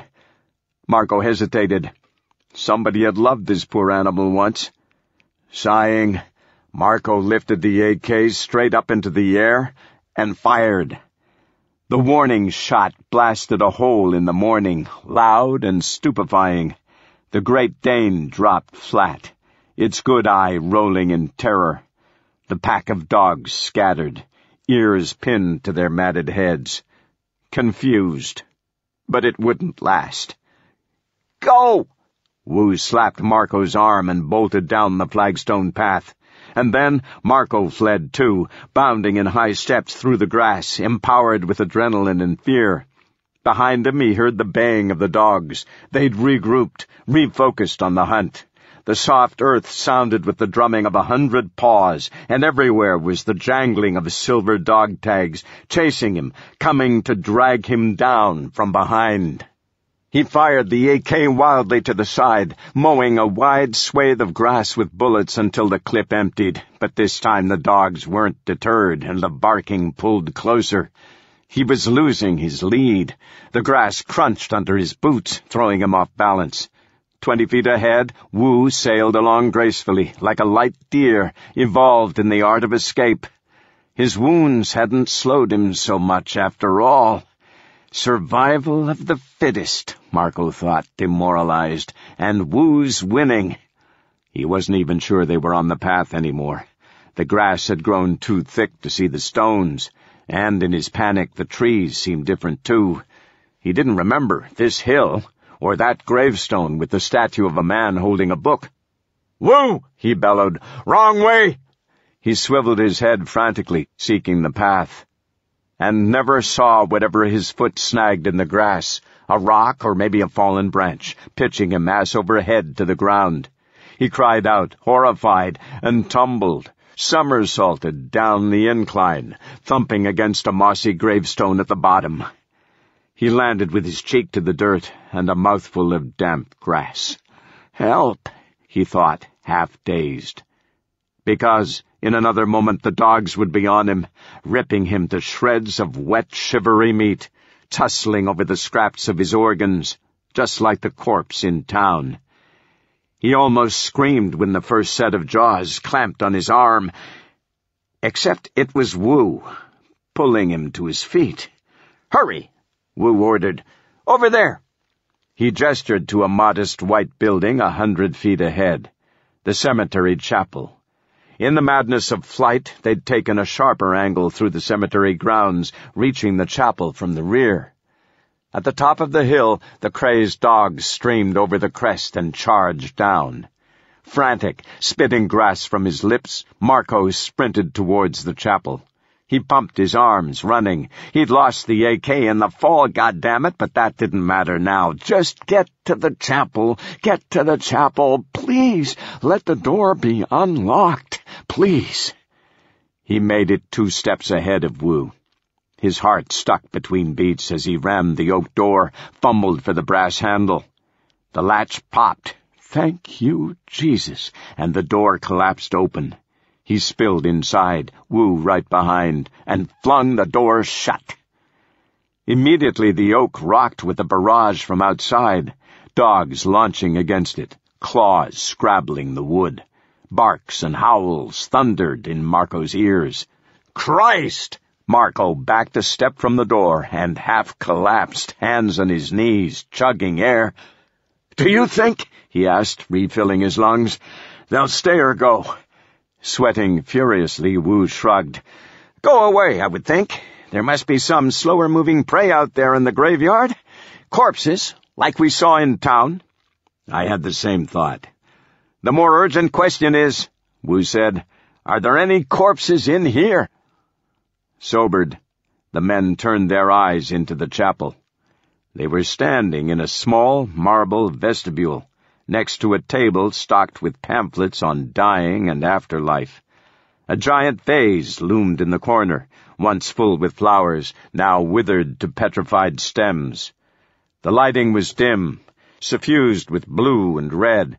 Stained glass windows admitted a weak glow. Marco squinted against the gloom. The whole interior wasn't large at all, a single set of pews 6 rows deep, facing a gargantuan statue of Christ on a cross at the far end, beyond a podium and a small brown altar. A red carpet led from the vestibule and then split in 2, each path following a coiled radiator up the side aisles. The air was stale and foul, yellow-smelling, like a bedpan. And something else. Marco sniffed. Something rancid, infected. His jaw twitched. There was a dead man in the front pew. Definitely a corpse. Its head leathery and bald, and on the back of its crown the skin had eroded to reveal a worm-holed patch of skull. It wore a collared shirt, above which the knobs of its upper vertebrae poked through the decomposed skin on its neck. "Is it alive?" Wu asked, then frowned at the wording of his question. "You understand what I mean." "Resurrected, yes," Marco answered in a whisper. Despite his caution, the words struck loud against the vestibule's marble walls. "Look! It's moving!" The corpse's head bobbed, a feeble motion, down, then up again like a sleepy man prodding himself awake. It moved 3 or 4 times, then went still. "Why isn't it getting up?" Wu wondered. "I don't know. We made a hell of a racket coming in." Outside, the dogs continued their siege on the chapel. Marco heard them racing back and forth along the walk, barking and hungry and very pissed off. "Wait here," Wu said, and crossed the vestibule. He gave the door a strong tug, satisfying himself that it was shut solid. Just to be safe, he dragged the table over and, dumping the pamphlets to the floor, 100 copies of Coping with Loss spilled across the marble, Wu tilted the table edge against the latch. Then, knives readied, he returned to Marco's side. "Go slow," he said, and stepped onto the carpet runner. Puffs of dust rose from the red felt under his boots. "Hold it. What's your plan here?" Marco asked. "Getting a look." Marco shook his head, uncertain, but damn, he was curious too. He pulled the Glock, 1 bullet left, and followed Wu into the church. They crept softly up the side aisle. Marco, alert for any sudden movement from the quiet corpse. The dead man's head bobbed again, once, but that was all. Pew by pew the men approached.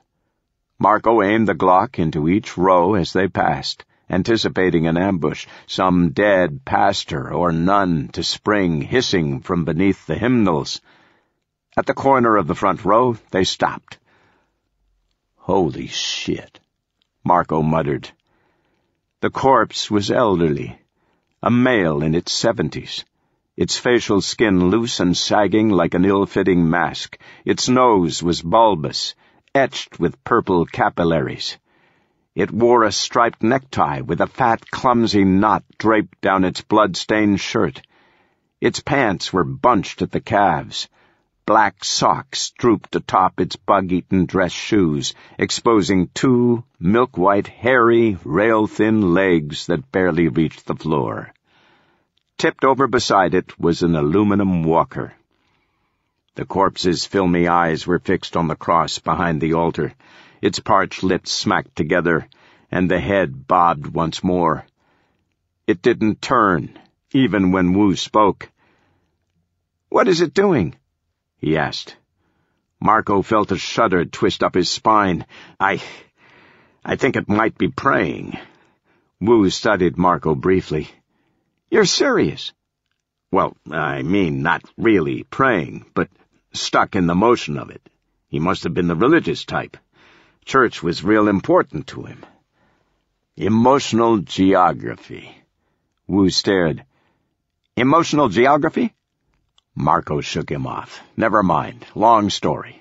The short version is that for the same reason Roger Ballard is wherever he is, this particular corpse is here." Wu watched the transfixed corpse. "Doesn't it wish to eat us?" "I don't know. I'd assume so, but maybe this is more important to it." "Jesus Christ, listen to me," Marco thought. "What am I saying? This corpse found a higher calling?" "Anyway," he said, feeling the urge to backpedal, "let's not stick our hands in its mouth. I suggest we retreat a few rows and observe from there." Wu nodded. "Yes." They slipped back down the aisle and shuffled into the last pew. Outside, the dogs were stubborn. The world reverberated with a constant high whine and the occasional squall of animals fighting. Every few seconds intruded a scratching at the oak. "Might as well get comfortable," Wu said. "We could be here a while." "Not too long, I hope. We're in trouble if the rest of the parish shows up." 6 rows ahead in the darkness, the old corpse quivered in pantomime worship, and Marco wondered, if God actually did exist, what the fuck was he thinking? "It's a mean joke," Marco observed. He sat alongside Wu in the musty wooden pew, hands folded in his lap, legs crossed at the ankles. The colored light from the windows had intensified a few brighter notches up the spectrum. The sun outside had prevailed over the clouds. Marco guessed the time was around noon. His stomach had begun to gurgle again, an embarrassing loud complaint in the quiet chapel. He pressed a hand to his gut and continued. A dead chunk of meat praying to a giant plaster replica of Jesus, totally oblivious to the fact that this is its afterlife and its God is fake. Wu stirred. "From your tone, I assume that's your assessment of all religion." Marco laughed mirthlessly. "Ah, yeah. You don't believe in God?" "Not really." "I thought you bring peace to tortured souls. Isn't that your business?" Marco flashed a bitter smile. "That's marketing, my friend. Words chosen to sell a service. I doubt the corpses actually give a shit." He hated himself the moment he said it. An immediate image of Danielle appeared to him, emaciated, mold-faced, suffering who the fuck knows where, with her guts torn out and the agonizing need to eat raw skin. He squeezed his eyes shut, erased the image. Blobs of light swirled in his retinas. Somewhere within the formless shapes he heard the horseman soldier still screaming. Had Danielle ever peeled a man apart like that? Horrified, he recoiled, blinked his senses back to the chapel. The morning had beaten him down, he realized, given him a severe spiritual ass-kicking. His chest ached something fierce, as if Hannah's tombstone had toppled onto him, crushed his heart flat. He became aware of Wu observing him curiously. "Sorry," Marco said. "I'm kind of having a bad day." The men waited, serenaded by the baying of dogs beyond the stained glass. 5 minutes passed, then 10. Wu's breath cycled slow and even, and Marco thought he might have drifted off to sleep. As far as he knew, the sergeant hadn't rested in 2 days. Then Wu spoke. "I come from a Chinese family," he began haltingly, guardedly, as if some unspoken thought were hiding between the words. Very traditional. I was not given a name the day I was born. My uncle, Bao Ji, had instructed my brothers and sisters to refer to me only as an animal. Not because he was cruel. He loved me very much. It was simply his trick to fool evil spirits that were believed to kidnap human newborns. When I was several weeks old, he honored me with my father's name, King Wu, who had died before my birth. As a child, I was told that my achievements in this life would bring happiness to my father's spirit. The sergeant raised his chin, his eyes absorbing the stained-glass depictions of saints and holy miracles immortalized in the chapel windows. Marco waited, not sure what Wu was trying to tell him. Wu seemed to detect his uncertainty. My point, Doctor, Wu continued, is that the dead do give a shit, as you said. My uncle's culture perceived death differently than Americans. The traditional Chinese believe that the dead and the living exist together, side by side, in the same plane, not infinitely separated dimensions like your heaven and hell. Our dead are not gone. They are here with us, literally. And even though they are spirits, they have physical needs. Needs. Wu nodded. As children, we prepared them food and water, left them toothbrushes and combs, burned spirit money into the air for them to collect and buy goods. If my uncle Bao Ji were alive today to explain, he himself passed away years ago, he would perhaps tell us that in the evacuated states, the spirits have assumed a physical form as well. Dead bodies that eat and walk. Frightening, but still we must honor them, because the dead connect us to God. Marco pinched his dog-bitten ear, reflecting. Spirits in physical form.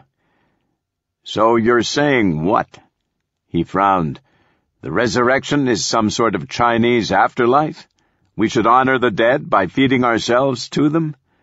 Wu shook his head disapprovingly. You misinterpret, Doctor.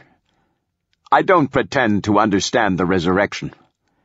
I'm only assuring you that there are spirits here on earth, real spirits. Some remain invisible, the way it has always been, and some now travel in rotting bodies for whatever purpose the universe has deemed necessary.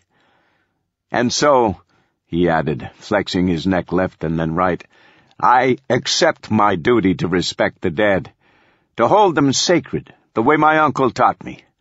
The same way you respect life. This morning, for example, you were repulsed by me because I killed the horseman soldier. You would have spared him, even though he posed great danger to us both. Marco flushed. He hadn't known Wu had read him so clearly. So now let me ask you, Henry Marco, corpse killer for hire, Wu said. Would it surprise you that I've never killed a corpse? Marco raised an eyebrow.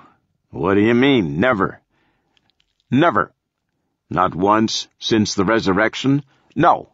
Jesus, Marco admitted. That's hard to imagine. Not from my perspective. Marco frowned. Maricopa, he said. You pulled the burning corpse off me, and I wondered why you didn't use your gun. Yes. For the purpose of my own survival, I will confront a corpse. Disable it, if necessary. But to kill it would dishonor my father. He shrugged, then scowled and put a hand to his shoulder, cradling the bullet wound as if to calm the pain. Men, however, in my life, I have learned to kill the men who oppose me. Never to hesitate. He'd trailed off, woozy with fatigue and discomfort, his swollen lip curled in distaste. His eyes rolled back, the lid half closed in a trance. Perhaps the conversation continued on in his head. Marco didn't know, but the silence was immediately odd, awkward, like a lull in an argument. Sadly, Marco faced front again. In the first row, the elderly corpse bobbed its head. How many times more before the skull simply snapped from the spine and thumped to the altar, and a pained, wheezing sound creaked from its putrid mouth? Marco felt his gun holster rubbing under his arm. He thought about the Glock, the single bullet it held. He could just walk up there, end the corpse's misery, put the muzzle right square against that brown patch of skull, and pull the trigger. Would that really be dishonor? A violation? Was Wu right? No, Marco couldn't accept that. I'm helping them, he thought. Returning them. But returning them where? Countered some other voice in his mind, traitorous, subversive. What if here is where they're supposed to be? No! He shuddered the doubt off him like a spider he'd found crawling on his skin. Danielle needs me. My help. When I find her, I'll return her. That's honor. That's love. He sniffled up the loose snot in his nose as the pew creaked under him. Then he cocked his head, realizing why the silence had struck him as so odd. "The dogs are quiet," he announced. It was true. The howls, the growls, the yelps, gone. At the sound of Marco's voice, Wu was instantly alert. He bucked up straight in his seat and grabbed at his knives, his breath quick as if he were being chased. Marco wondered what things Wu saw in his nightmares. "The dogs," Marco said again reassuringly. "I think they left." He slipped from the pew and crept to the vestibule, afraid to make noise that might summon the animals back. He put his ear to the oak door and listened. Nothing. He jostled the table aside and then, hesitating, held his breath and clicked down on the brass handle. The door cracked an inch. He propped his shoulder against the wood, ready to slam it shut if drooling jaws came snapping through the gap. Again, nothing. He peered outside. The dogs weren't there. Tufts of torn fur rolled like tumbleweeds in a breeze over the walk, and dark, fresh dirt lay in piles where they dug at the walls. Brown paw prints crossed the road, disappearing into the brush. He scanned the shadows. "All clear," he determined. "We should go now." "Doctor!" The solemn note in Wu's voice made him turn. The sergeant was standing at the carpet edge, just inside the vestibule. "What I explained about my father and the dead," Wu began, then stopped, then began again. "I meant it to bring you comfort." The remark caught Marco off guard. He blinked, not understanding. "I meant," Wu said, "that your daughter is not gone. She too is on this journey, traveling with you, watching over you, petitioning the universe on your behalf, even when you say you don't believe. She is the reason you've survived this far." Marco paled. A chemical heat passed through his body, leaked into his eyes. He remembered Danielle, that day at the grave. "We can't, Henry. We can't leave her here, alone." "Dell, baby, we have to go." "I promise she's not alone." "I'd like to think that," he finally allowed. It came out strained and hoarse. Wu's bruised face regarded him in the soft light, unsmiling. But, for the first time Marco could recall, not unkind. The sergeant nodded, then straightened the knives on his belt with a solid tug, signaling an end to the talk. He brushed past Marco to the door. "We'd better hurry," he said. "The dogs might circle back." "Yeah." Marco rubbed his neck and turned for a final look at the pews. The pious corpse hadn't moved. It would remain here for eternity, prayers unanswered.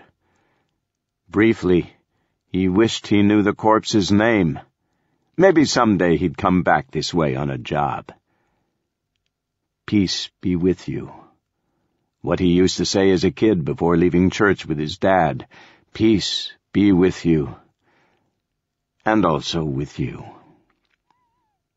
Outside, the sun was bright now. The clouds evaporated. The men jogged down the looping road, their senses tuned for any indication of stray dogs or corpses. Once, wistfully, Marco glanced back up the hill towards Hannah's grave, tantalized by a fleeting hunch that he'd missed Danielle by minutes. What if she showed just after I'd left? He wondered. But just as soon banished the thought, knowing it would only drive him mad. Rounding the bend, he saw the quad 100 yards ahead, undisturbed, exactly as they'd left it. The road ran straight through a suffocating tunnel of low-hanging pine branches and grass on either side. He faltered half a step, thinking he might be entering a perfect trap, baited with the quad. But what the hell could he do? He bolted the last 100 yards like a sprinter to the finish line, certain the dogs would come pouring through the trees and tackle him off the track. He reached the quad untouched. "We should be clear," Wu said, arriving behind him. "I heard barking and what sounded like a corpse screech back in the opposite direction. The dogs found lunch." "Poor dead guy. Even I feel sorry for it." "Check the map," Wu said, stone-faced. "We need to get back on course." Whatever glow had softened Wu back at the chapel was gone now, Marco noted. The sergeant was all business again. "Gotcha," Marco said. He, too, felt restored from the gloom of the church interior, reinvigorated by the fresh, grass-smelling air and the promising sun. He fished the Rand McNally map from his back pocket and spread it over the seat of the quad. "How far until Sarsgaard?" Wu asked. 100 miles, maybe." "Good. Get us there before dark." Wu took up his position on the rear rack. Marco refolded the map, settled into the driver's seat. It struck him that he was growing acclimated to Wu's curt orders, no longer as compelled to push back. Wu knew what he was doing, Marco figured. No point arguing. But still... "You know, there's a word we still use in civilian life. It's called please," he quipped. He didn't bother turning to see how Wu received the remark. "Anyway, we'll hit the first gas station out of town. After that, it's a straight shot. No stops." He started the quad and swung a U-turn, heading back.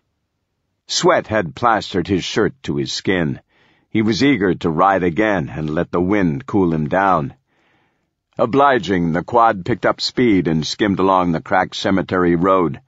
Seconds later, they zipped through the main gate, back to the world of sidewalks and pavement and brick buildings. The shift was disconcerting. The city seemed more lifeless than the graveyard.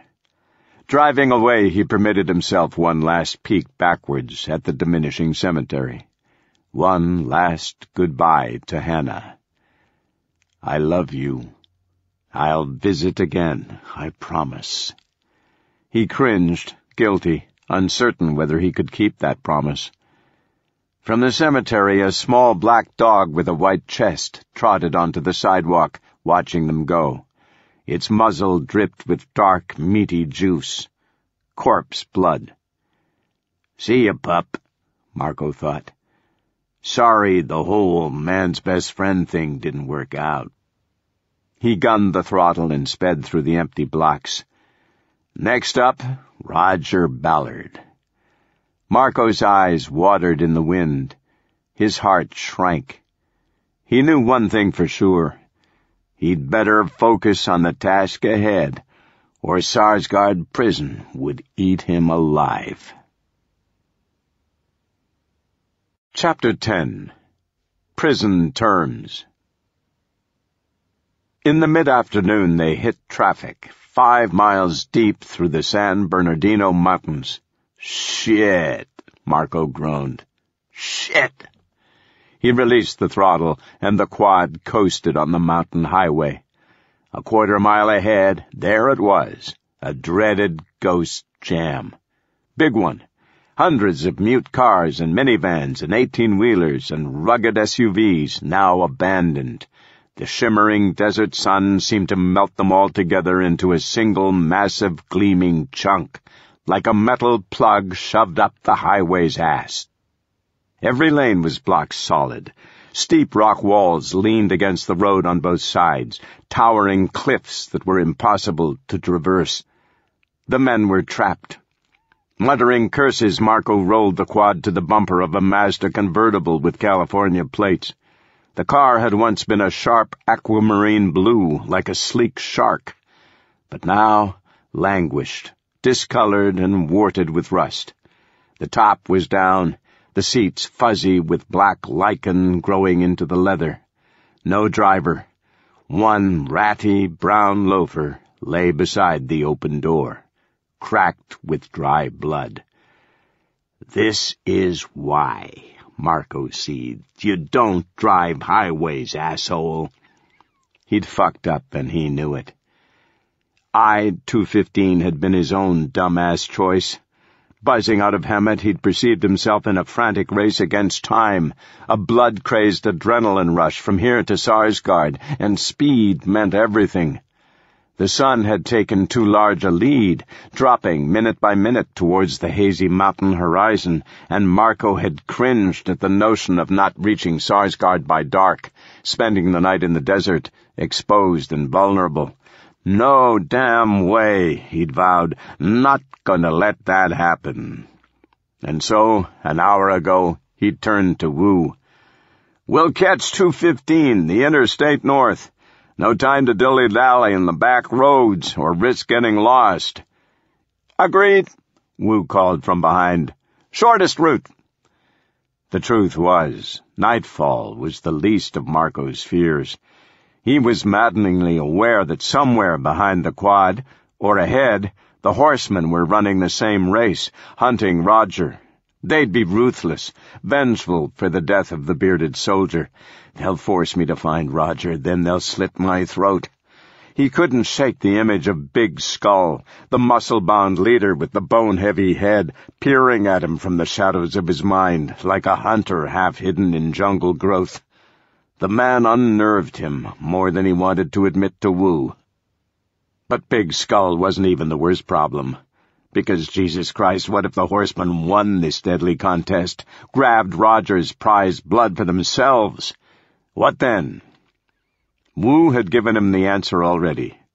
The horsemen would sell Roger's DNA to terrorists, Iranians, madmen eager to synthesize a vaccine, and God knows what they'd do with the formula once they had it.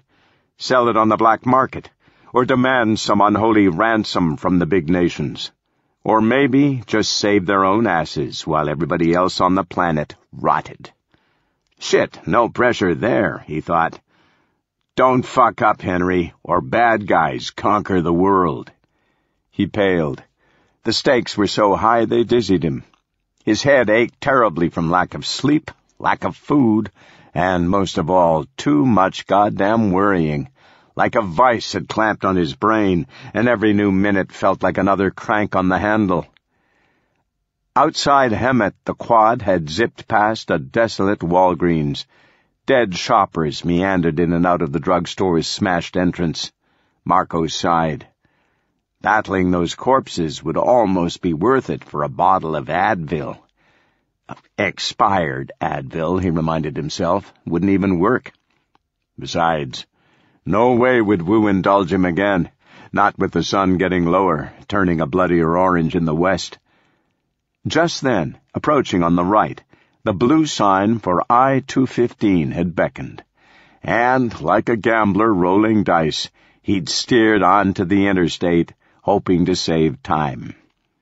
How depressingly empty it had appeared. Lost, forgotten. Bleached food wrappers and moldering newspapers heaped against the concrete medians.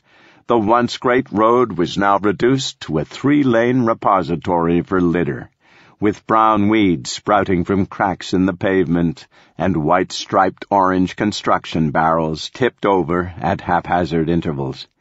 The highway was a long, silent chute, fairly straight, with a vanishing point miles ahead. He'd scanned the distance, found nothing to alarm him, no quads charging south with their guns blazing, no vultures. Good thing about highways, he'd thought.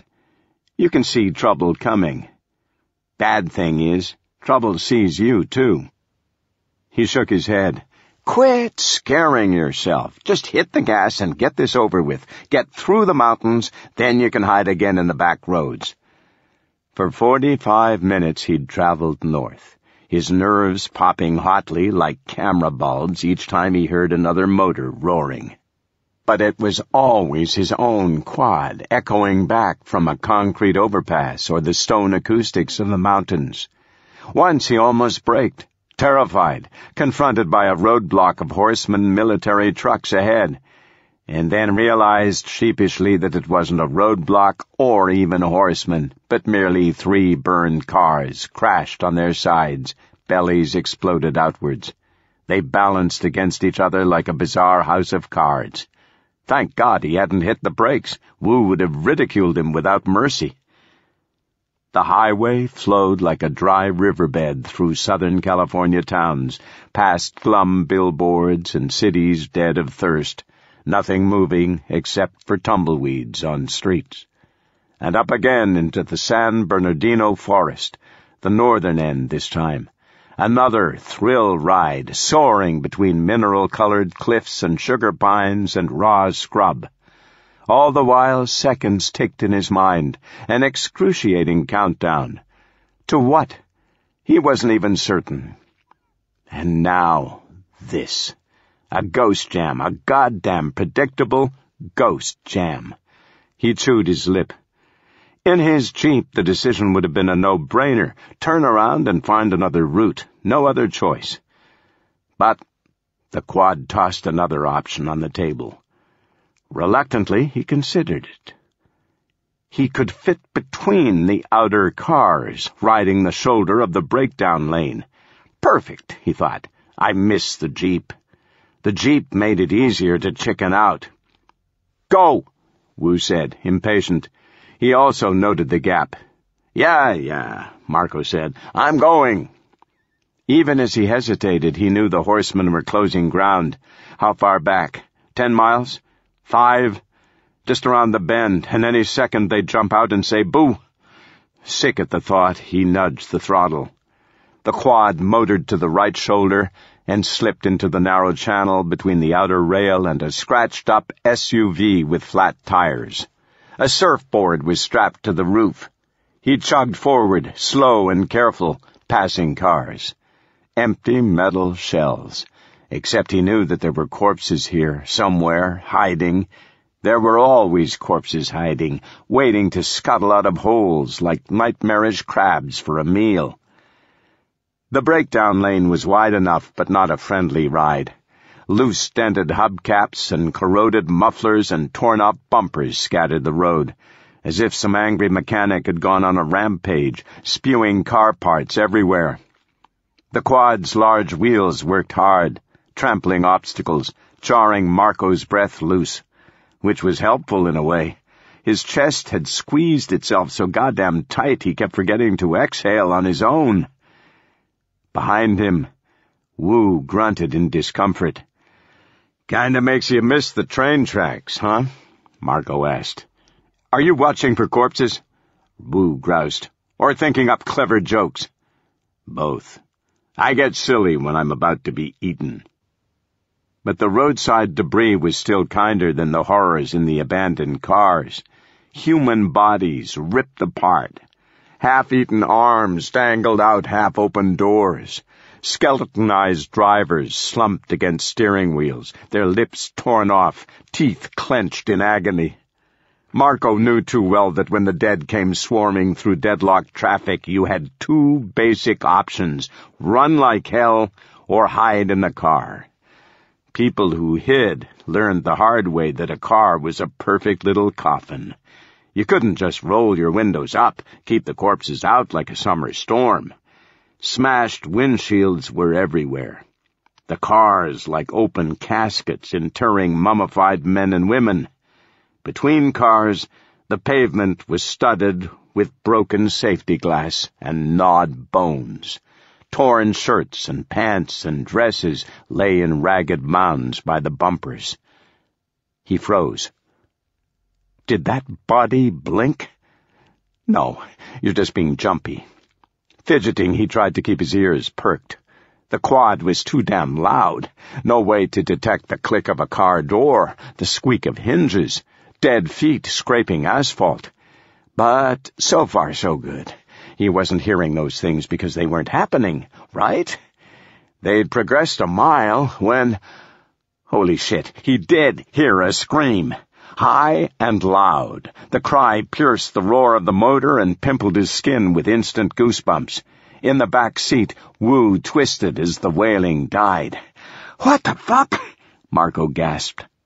There. Ahead, he saw it. A weathered Volvo station wagon, the rear windows smeared black. On the bumper was a cracked sticker for the San Diego Zoo, a cute, furry koala. The cry sounded again. Disgusting, wretched, like somebody was gargling a throat of curdled milk. Awful. Marco drew even with the car and peered into the shattered backseat window. A dead toddler glared at him, strapped into a baby seat. Trapped. 2 years old. Maybe 3. Its neck shredded open, its windpipe exposed. It wore stiff denim overalls and a blue-striped shirt, doused with old, sour blood. Baby fat wobbled in white wormy strips under its chin. Its eyes were yellow-pale, like peeled apples. Marco's stomach heaved.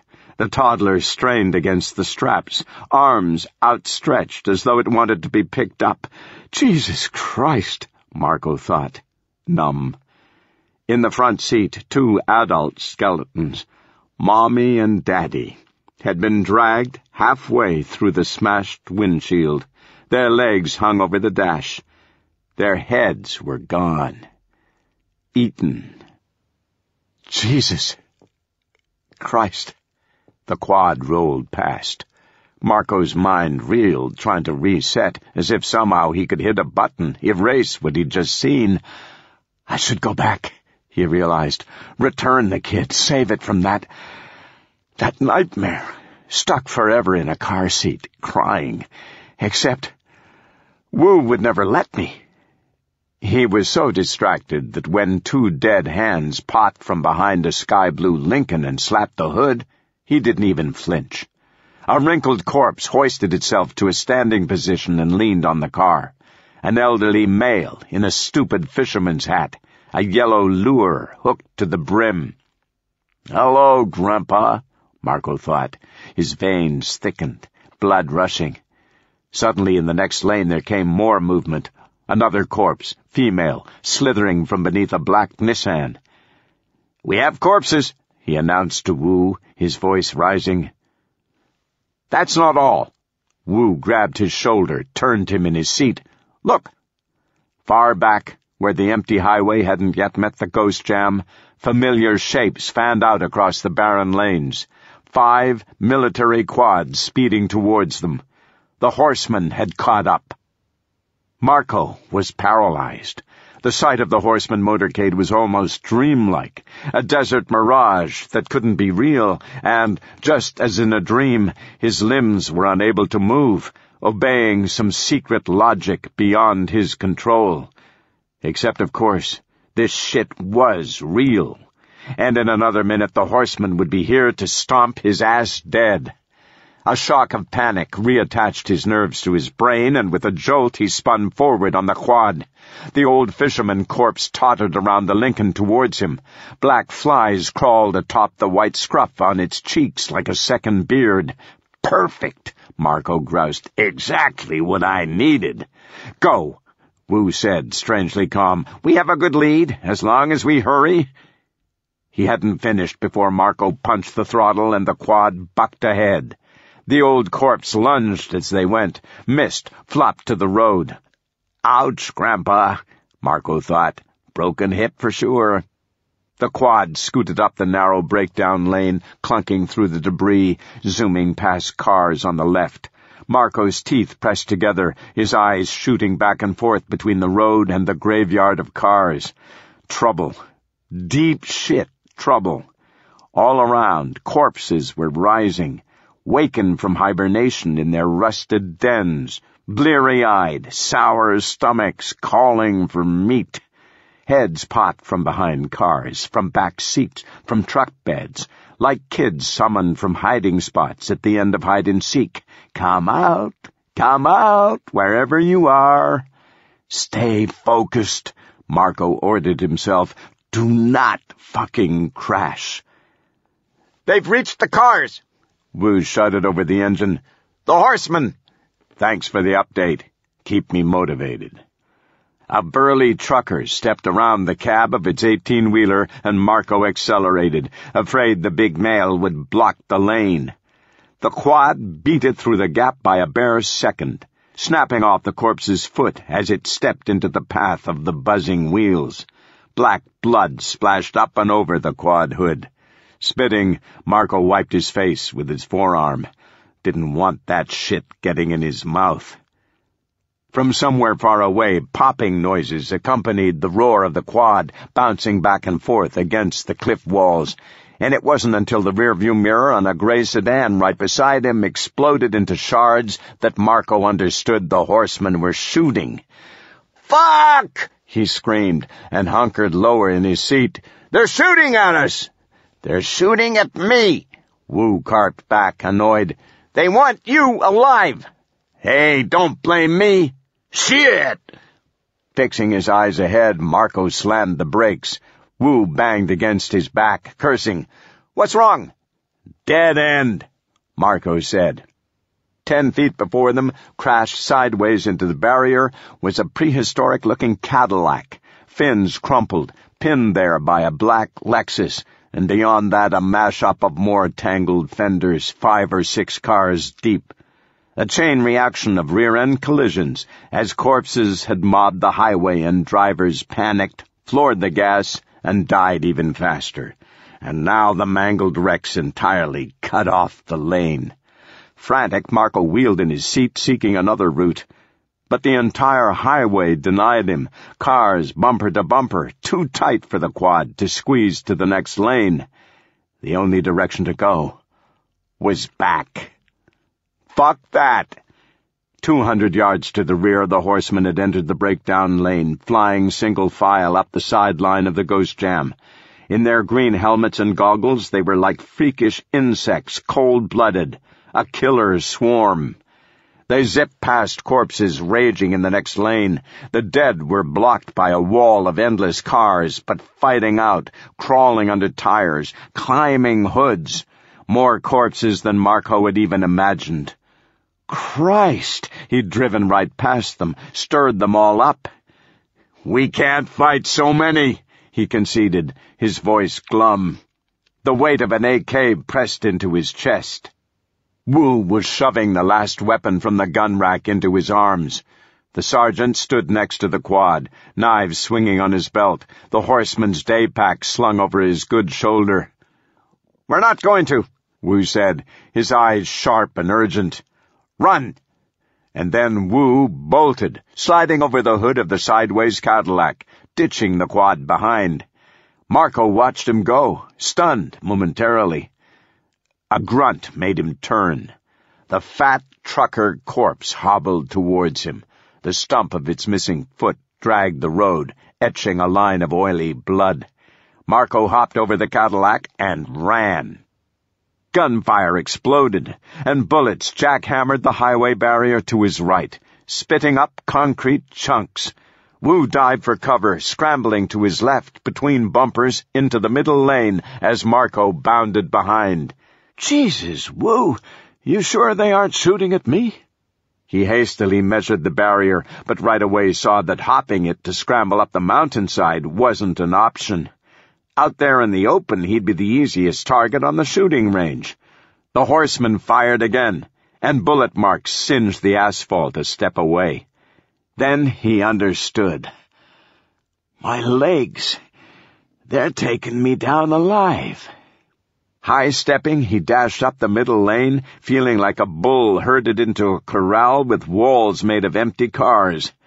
He vaulted over a dead teenager as it wriggled out from under an old Camaro, barking, grabbing at his ankles. Its black lip was pierced with a tarnished silver loop.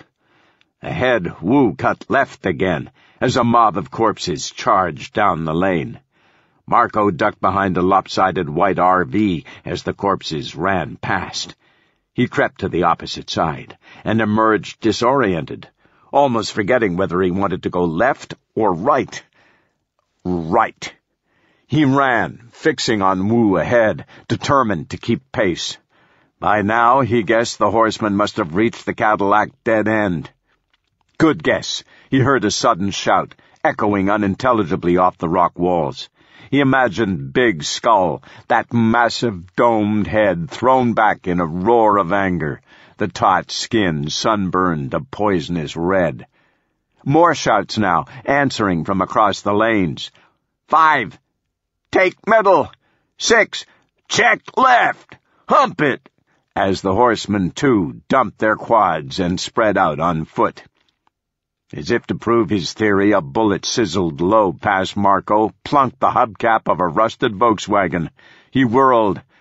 There, 100 yards behind him, crouched the horseman in the pilot's jumpsuit. The soldier aimed a sleek rifle, its nozzle propped on a toppled motorcycle. Shit! But before the gunman could fire again, a rotten biker corpse sprang from behind a car, sacking the horseman as the rifle screamed skyward. More corpses piled on. Marco didn't linger. He spun again and quick-stepped along the narrow corridor between cars, cracking his hip on side-view mirrors as he went. Behind him he heard hideous screams and gibbering, and panicked gunfire rattled fast and faster yet. The tunnel of corpses was collapsing, he realized, crushing the horsemen within.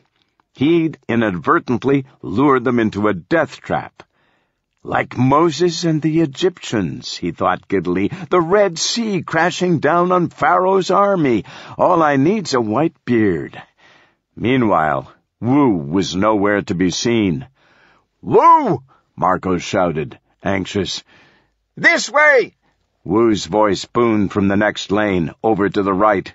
Another pile-up of cars heaped in front of Marco, and a filthy, windowless van had wedged itself sideways, blocking the path. The back door of the van banged open, and 7 or 8 dark-haired corpses poured out, rushing Marco. Crap! He scrambled under the colossal trailer of an 18-wheeled truck. The corpses snatched at his legs, but he kicked and rolled out the other side. And there was Wu, waving him on. "This way!" Wu yelled again and pointed ahead. The end point of the ghost jam. 100 yards to go. The cars began to spread out, separated by larger gaps. The mountains ceased, and the road returned to the flat brown earth, a glum landscape rubbed raw of vegetation. Marco bounced on the balls of his feet and took off running. His lungs heaved, begging him to stop, but the screams of horsemen being eaten alive cheered him on, bolstered him. He was winning the race. He broke past the end. A state police sedan overturned on its roof, flipped probably during a hopeless effort to restore order during the evacuation. Instead, all the officer had accomplished was to stop traffic for miles. A skeleton hand hung limply from the driver's side window, a macabre welcome to the uncluttered highway beyond. Back in the ghost jam, bullets chattered in rapid succession like a string of firecrackers. A collective, agonizing shriek. Multiple men dying at once, echoed from the wrecks, penetrating to the core of Marco's brain before it cut off in a wet gurgle. Another sound effect for his nightmares. He kept running, a length behind Wu, promising his burning legs just 5 strides more, then 5 strides more, then 5 strides more. The last of the gunfire stopped, swallowed up by the dead. And then the desert was quiet again. Wu stutter-stepped to a walk. "Far enough," he said, panting. "Rest." Marco turned, surprised to see how far he'd run. Fear and adrenaline had confused his internal odometer. The overturned police car was a speck. a mile off in the sun-glazed distance. The rusted traffic just another coarse texture blending with the dirt.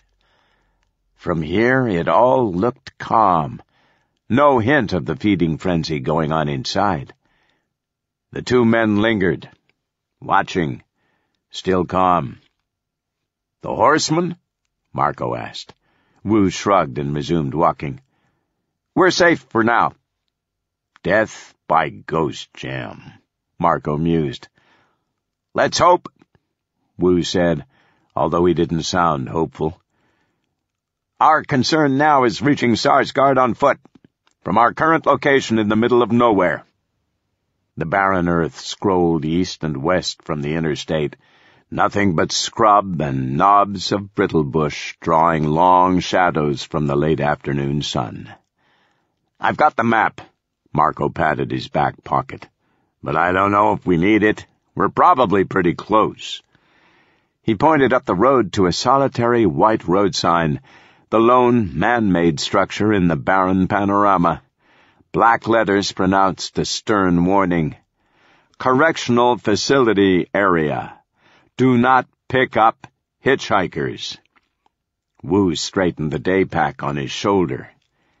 "Encouraging." "Yeah, I'd call that some good advice." Marco glanced one final time back to the mountains. Nobody coming, but the sun was dropping steadily. He wiped sweat from his slick forehead and eyebrows. "We'd better hurry." They quickened their steps, pushing north, Wu in the lead. The muscles in his shoulder blades rose and fell as he walked, like those of a prowling animal. Flies buzzed around his soiled bandage. He brushed them away every dozen steps. "Too bad about the no hitchhiking rule," Marco said dryly. "We're going to need a ride home after this. Arizona's a long walk."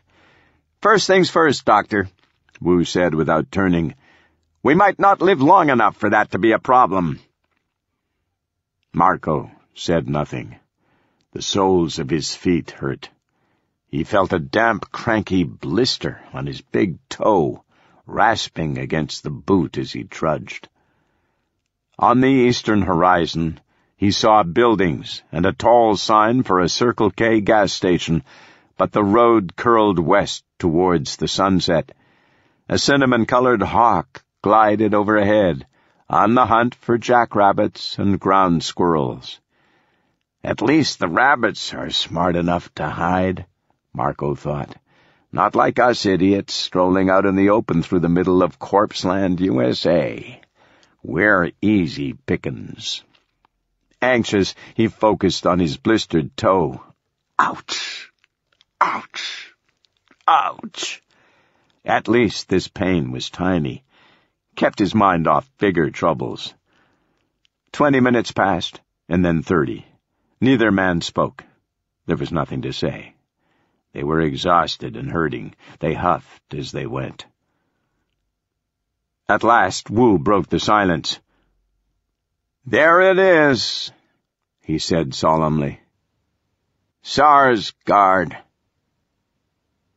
Standing at the intersection of two desert roads, gazing upon the vast structure of Sarsgaard Medical Prison, Marco recalled the first time he'd seen the Grand Canyon. It had been a day's drive to the south rim, the summer he and Danielle moved to Arizona. Nothing had prepared him for that first encounter. Not photos in books, not television shows, not the abstract sketches of his own imagination. There he'd stood at the rail of a breathtaking chasm, as if 5 hours in the car had somehow transported him to an alien planet, sculpted in strata of dizzying red and gold and green rock. He'd never felt so dwarfed by nature, so powerless to change the earth in his lifetime. 6 million years, he'd thought. That's what it takes. Danielle had leaned on his arm, and they'd wordlessly shared a strawberry ice cream cone, absorbing the sight. And it had occurred to him that, In geological time, his own existence on Earth would be as fleeting as Hannah's, over so soon as to almost warrant never being born at all. He'd reddened, squelching tears, and kept the thought to himself. Danielle would have hated him. Now, here, that same overwhelming feeling returned. The prison was a colossus, and he was an insignificant mite. So small and weak, staring into another abyss. "It's too big," he told Wu. "How the hell are we going to find Roger in there?" The prison complex dominated 600 acres of desert, a solemn metropolis of red, block-shaped buildings surrounded by a towering concrete wall. It loomed on the northern horizon like a great ruin uncovered from an archaeological dig, bleak and menacing, reborn from the ground, but unmistakably dead, dead, dead. Vultures blackened the sky above the slate roofs. Marco's innards chilled. God knew what was waiting behind that wall. Wu swigged the last gulp from his water bottle and squinted at Marco. They'd slowed half a mile from the main prison gate. Marco noted the hesitation in their steps, like boxers plodding out for the final round, resigned to a decisive beating. The sun scraped the mountains to the west, and the sky had darkened like a bruise, as if it, too, had been through an ass-kicking. Sunset was an hour away, at most. Ahead, the long driveway stretched towards the prison, culminating in a massive iron-latticed gate. Even from afar, Marco could see the gate was shut tight. "Let's not linger," Wu said. "We still need to locate a way in." "Osborne said the prison was a breach," Marco remembered. "So there must be a hole, someplace we can't see, maybe around back." Hiking towards the main gate, Marco grew reflective. He imagined how newly arriving convicts must have felt being transported up this very road into Sarsgaard. They must have wondered, would this be their last look at the world outside? The road led in. It didn't always lead out. "I'm going to die here," he predicted. "Fuck no! You're going to find Roger and return him. Let Wu collect his blood sample. Then you're walking out of here, a free man." He blanched, remembering Osborne's video, thousands of rioting corpses. Sure, no problem at all. As expected, the main gate was impenetrable, the iron bars thick and tumored with orange rust, and the wall, Christ! The wall put Marco's barricade back home to shame, 16 feet high, topped with curls of angry razor wire. Impossible to scale, even if Wu's shoulder worked and Marco's hands weren't chewed with burn wounds. The wall ran 500 yards towards the sinking sun, then wrapped right, boxing in the prison grounds. Rising from the other side was a forbidding guard tower, a square-walled platform on iron stilts. A white siren roosted on the roof like a fat seagull. As Marco watched, a corpse popped up on the platform. A dead guard, its blue uniform tattered, emotionless eyes deep in its sockets. It surveyed them with a slack expression. Cradled in its arms, upside down and awkward, was a rifle. "Hopefully it doesn't know how to use that thing," Marco said. "Let's go that way, around the perimeter." He pointed to where the wall turned the corner. "We won't have time to walk the whole exterior, not before dark." "Not much choice. Come on." They hugged the wall, avoiding the sightline of the guard tower. Even chimps could pull a trigger, Marco mused, and maybe the dead guard had enough leftover muscle memory to warrant taking a shot. As they passed below the tower, a dull whump sounded from the ground on the opposite side of the wall. Marco backed a step and craned his neck up. The tower was empty. "I think the guard fell out," he said. "No fear of heights," Wu noted. "He leaned too far." Cautiously, the men hiked west along the barrier. Wu had been right about the unmanageable distance. Circling the entire compound would take hours. But, to Marco's relief, 10 minutes were all they needed. Not far around the first corner, they hit the jackpot. A row of drab-green military trucks. 4 7-ton models, armored and solid, with 6-wheeled drive for transporting troops and weapons cross-desert. All abandoned. "MTVRs," Wu noted. "Medium tactical vehicle replacements." "Cool," Marco said. Beyond the trucks was a large collapse in the wall, 10 feet wide. Rubble littered the ground in melon-sized chunks, and bars of reinforced steel protruded from the blasted-apart cement like bent spider legs. The work of dynamite, Marco guessed. "The first RRU squad blew this up trying to get Roger," he said. "That didn't go so well, but at least they made a nice new door." He readied the automatic in his hand and stepped cautiously to the breach, then poked his head through, half expecting dead hands to lash out and seize him, impale his face on the exposed steel rods. But the complex inside was silent. Nothing moved. He swiveled his neck, checking the wall for hiders, then quickly assessed the layout of the enormous prison grounds.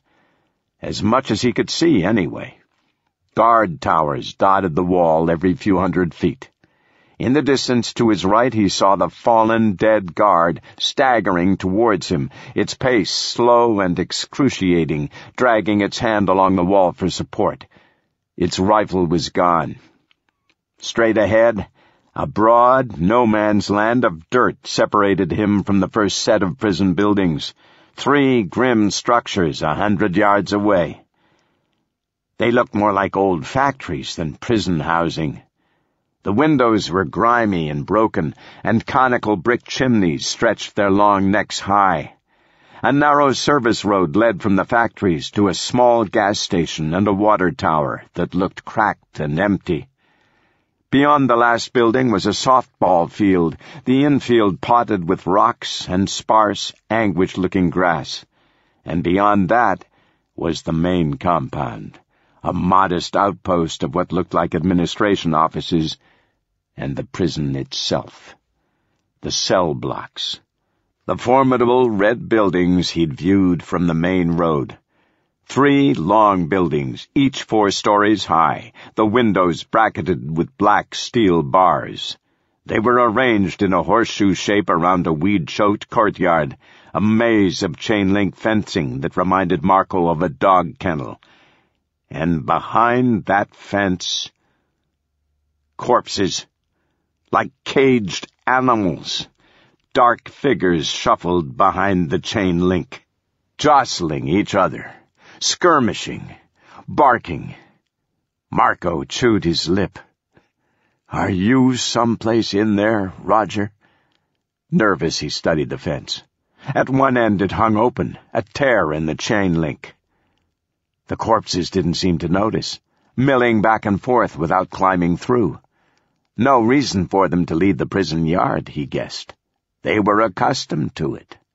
Lifers. Behind him he heard an engine cough. He turned. Wu had assumed the driver's seat of the nearest MTVR. The sergeant frowned as the ignition sputtered, the gas old and oxidated. He tried again, and a third time. On the 4th attempt, the motor kicked to life. He leaned out the window. "Get in," he said. "You sure you know how to drive that? You crashed the last one." Wu showed no smile. "It's getting dark, Doctor." Okay. Marco climbed into the passenger seat. "Good idea. I'd much rather see the sights from a moving vehicle. The walking tour looks risky." Wu edged the truck through the gap, bumping over the rubble, and turned left to follow the interior wall. The sun had surrendered, and the prison grounds were dissolving into gray fuzz. A pale shard of moon was already present in the eastern sky. Even the vultures had left, gone to nest for the night. "We're too late to go exploring the cell blocks," Wu said. "Not tonight. No light in there. It would be suicide." "You mean it's not already?" Wu ignored him. "You'll be happy, Doctor. There's an entire rack of guns in the cargo bed. Food supplies, too. I imagine you're as hungry as I am." "You're not planning a campout, I hope, in this truck?" "No. Up there." Wu braked the truck. They'd reached the base of another guard tower, unmanned. "We'll be safe at night." Marco tilted his head to peer at the ladder. The hatch was open, inviting him up. "Works for me," he agreed. "But that guy's not allowed." He pointed to the side view mirror. The dead guard from the first tower was still staggering in their direction, one tortured footstep at a time. "He'll draw a crowd under us," Marco warned. "There's a hole in the prison yard fence. If we attract attention, those dead cons will make a jailbreak." Wu pressed his lips together. After a moment's deliberation, he knocked the MTVR into reverse, and they rattled backwards over the rocky soil. Ka-thunk! Wu shifted the truck forward again. Marco glanced into the mirror. The guard was down, its legs cracked at the knees by the rear bumper. It slapped the hard earth with a mold-colored hand, like a wrestler begging out of a fight. "It'll stay there," Wu said. He parked under the tower and killed the engine. "Collect what you need and let's go." The cargo bed was an arsenal wonderland. M16 rifles, M4 carbines, HK-416s, pistols, sleek carbon fiber models Marco had never seen before, all lined up, ready for action. A stout shotgun caught his eye. He had no idea what it was, but damn, it looked like an ass-kicker, so he grabbed it, then tucked a smaller pistol into his belt. He could feel Wu's disapproval as he stalked up, but he didn't give a damn. Fuck Wu. Firepower was good. And food. Under his elbow, he clamped as many MREs as he could. Hands full, he clumsily ascended the ladder. At the top, he looked back at the dead guard lying crumpled in the dirt. Its face was puckered, haggard, its knees bent at wrong angles, oozing black puddles like some awful melting candy. "I know how you feel, buddy," Marco thought. His muscles groaned as he climbed, pain spiking from every raw wound on his body. "I feel it too, like I've been hit by a truck." Marco stirred in the dark, his head propped uncomfortably on a wadded wool blanket he'd found on a second supply run to the truck. Overhead, the moon was a great round searchlight, affixed over the guard tower where he slept. Tried to sleep more like it. He felt like a death row prisoner the night before execution. His mind throbbed, refusing to rest. The wooden platform grated against his vertebrae, and his ass was freezing, even with the blanket. The night air was sharp. The wool under his cheek was damp and cold with condensation from his breath. Unseen insects congregated in the roof beams, chirruping a creepy little tune, and once he felt a spider scuttle over his arm, sending him into momentary terror. Now he itched like mad, too. Across the platform, Wu was a silent, dark mass, maybe dozing, maybe not. Up here in the tower, his legs cramped and restless, Marco remembered the tree blind 1,200 miles away in Montana, the Roark contract, Andrew and Joan. How long ago had that been? A week? He shook his head. Impossible. He thought again. Yes, a week. Holy shit. Felt like a year. He wondered about Joan Roark, how she was doing. And what had her week been like? Had she told her friends that Andrew was dead? Really dead? Or maybe she'd been too guilt-ridden, too ashamed to tell anyone she'd hired Marco. He hoped she wasn't ashamed. He hoped she was doing okay. In the distance, a dead wailing sounded from the prison blocks, long and mournful like a lone wolf's howl. Marco shivered, buried his ear in the blanket to muffle the sound. He didn't want nightmares. Not tonight.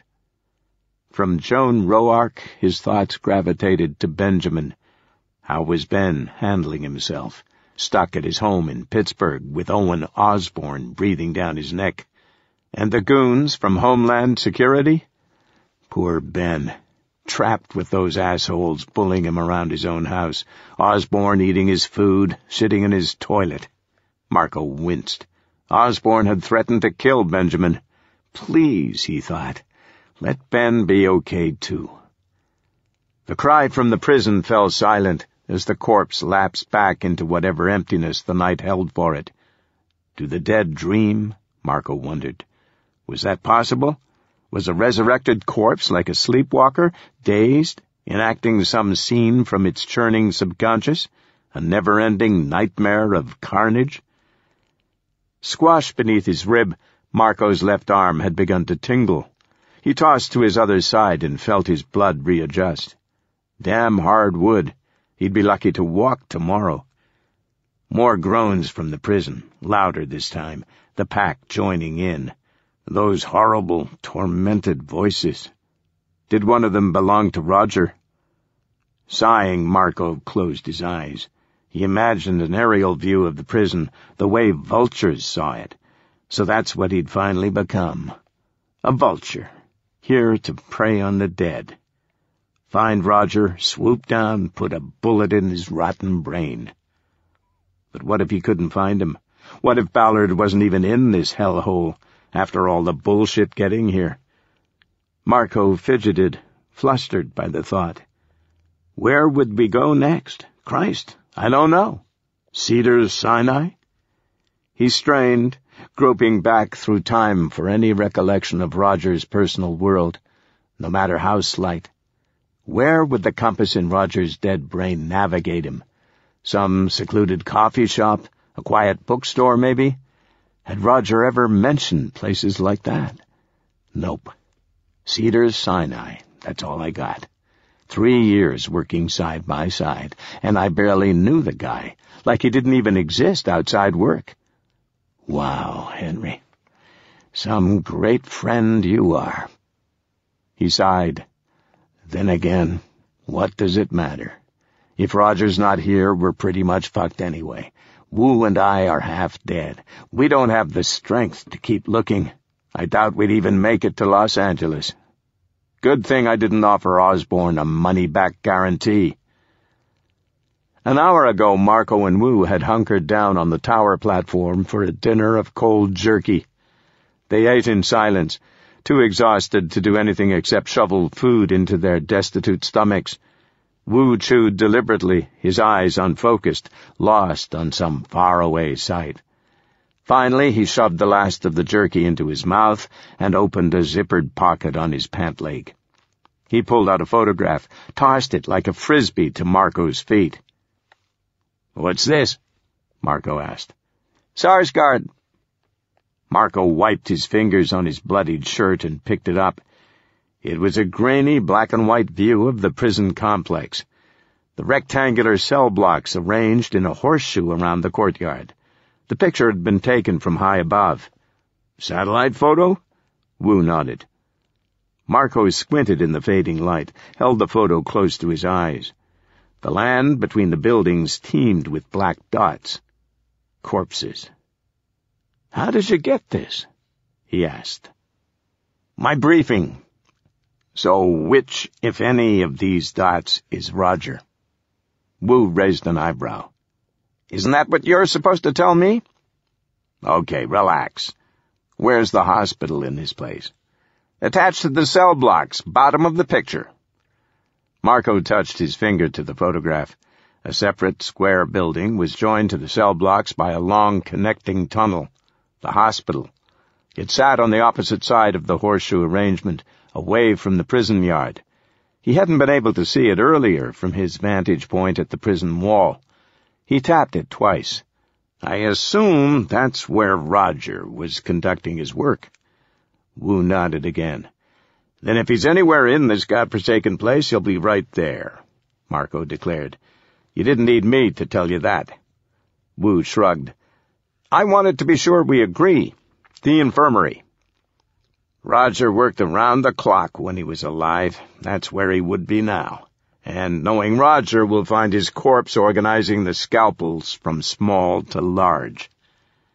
Getting to him will be difficult, Wu warned. The only path to the infirmary is through the main block out front. Through 1,000 corpses, in other words. Marco tossed his unfinished beef jerky over the edge of the platform. No more appetite. He studied the photo. The exercise yard connects to the main block. We could take the truck and punch into the yard, then get our asses inside quick. He sighed. Too bad Roger didn't like basketball. Would have been a lot easier if he were shooting hoops outside. His joke was lost on Wu. The sergeant eyed him blankly. Let's rest, Wu said. We'll go at first light. Perhaps we can get past the crowd before they're fully alert. Yeah, the best laid plans and all that. I wouldn't count on it. Now, lying on the floor, Marco's arm had lost sensation again. He wrapped the blanket more tightly around his shoulder and, settling back onto his crude pillow, stared out over the platform edge. Seen sideways, the world made even less sense.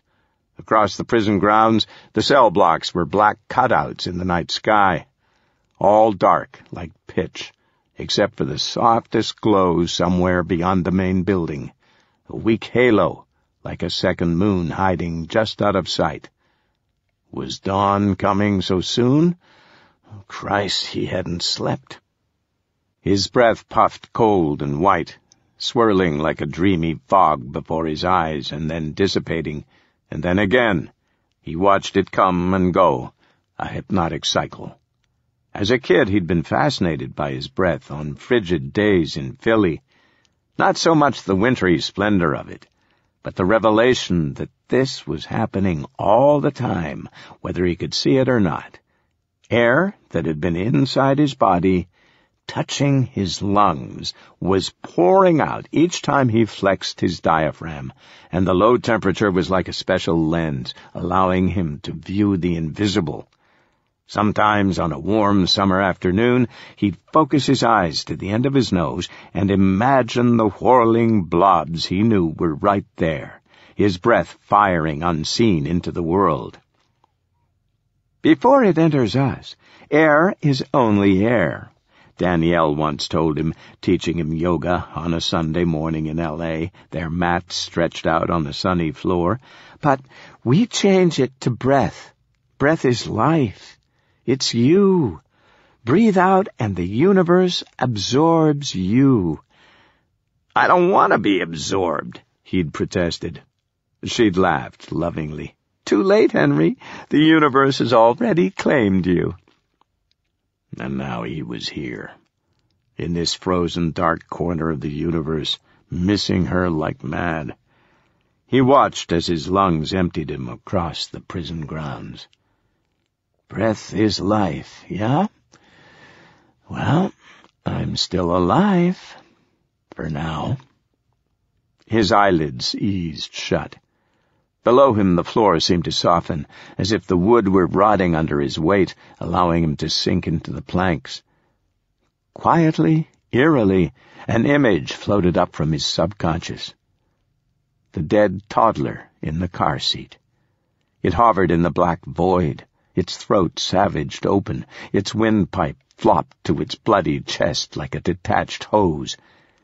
It reached its arms for him, same as it had on the highway when he'd driven past. Just a little boy, a kid who didn't know enough to unstrap his seatbelt, never mind comprehend the enormity of his death. I should have returned you, Marco thought. I'm sorry. The boy's face shifted, morphed. A girl now. And Marco's heart sparked and scorched like a burnt fuse, because somehow he knew that this girl was Hannah. Hannah If she'd lived a few years more. A beautiful little girl with auburn hair and pixie magic in her eyes, just like Danielle. "Would it have been you?" he asked. "You in that car?" Hannah's corpse stared, her eyes like congealed milk. He saw that she was tucked into a cooling blanket, hooked to the blanket roll machine they'd used at Cedars-Sinai. An endotracheal thermometer was lodged in her throat, and IV lines ran from her thin arms. On her ankle, a blinking red light counted the oxygen concentration in her blood. He almost cried out in horror, overwhelmed by the sight of her like this, again. His baby, struggling for life, stuck with tubes and cuffs and wires. He wanted to hold her, comfort her, promise her there was a reason for this miserable, horrible world of shit. He blinked. "I'm glad," he said. "I'm glad you aren't here today." He stopped, shocked at his words, then continued tentatively. "I'm glad you were spared, because this is worse than being dead."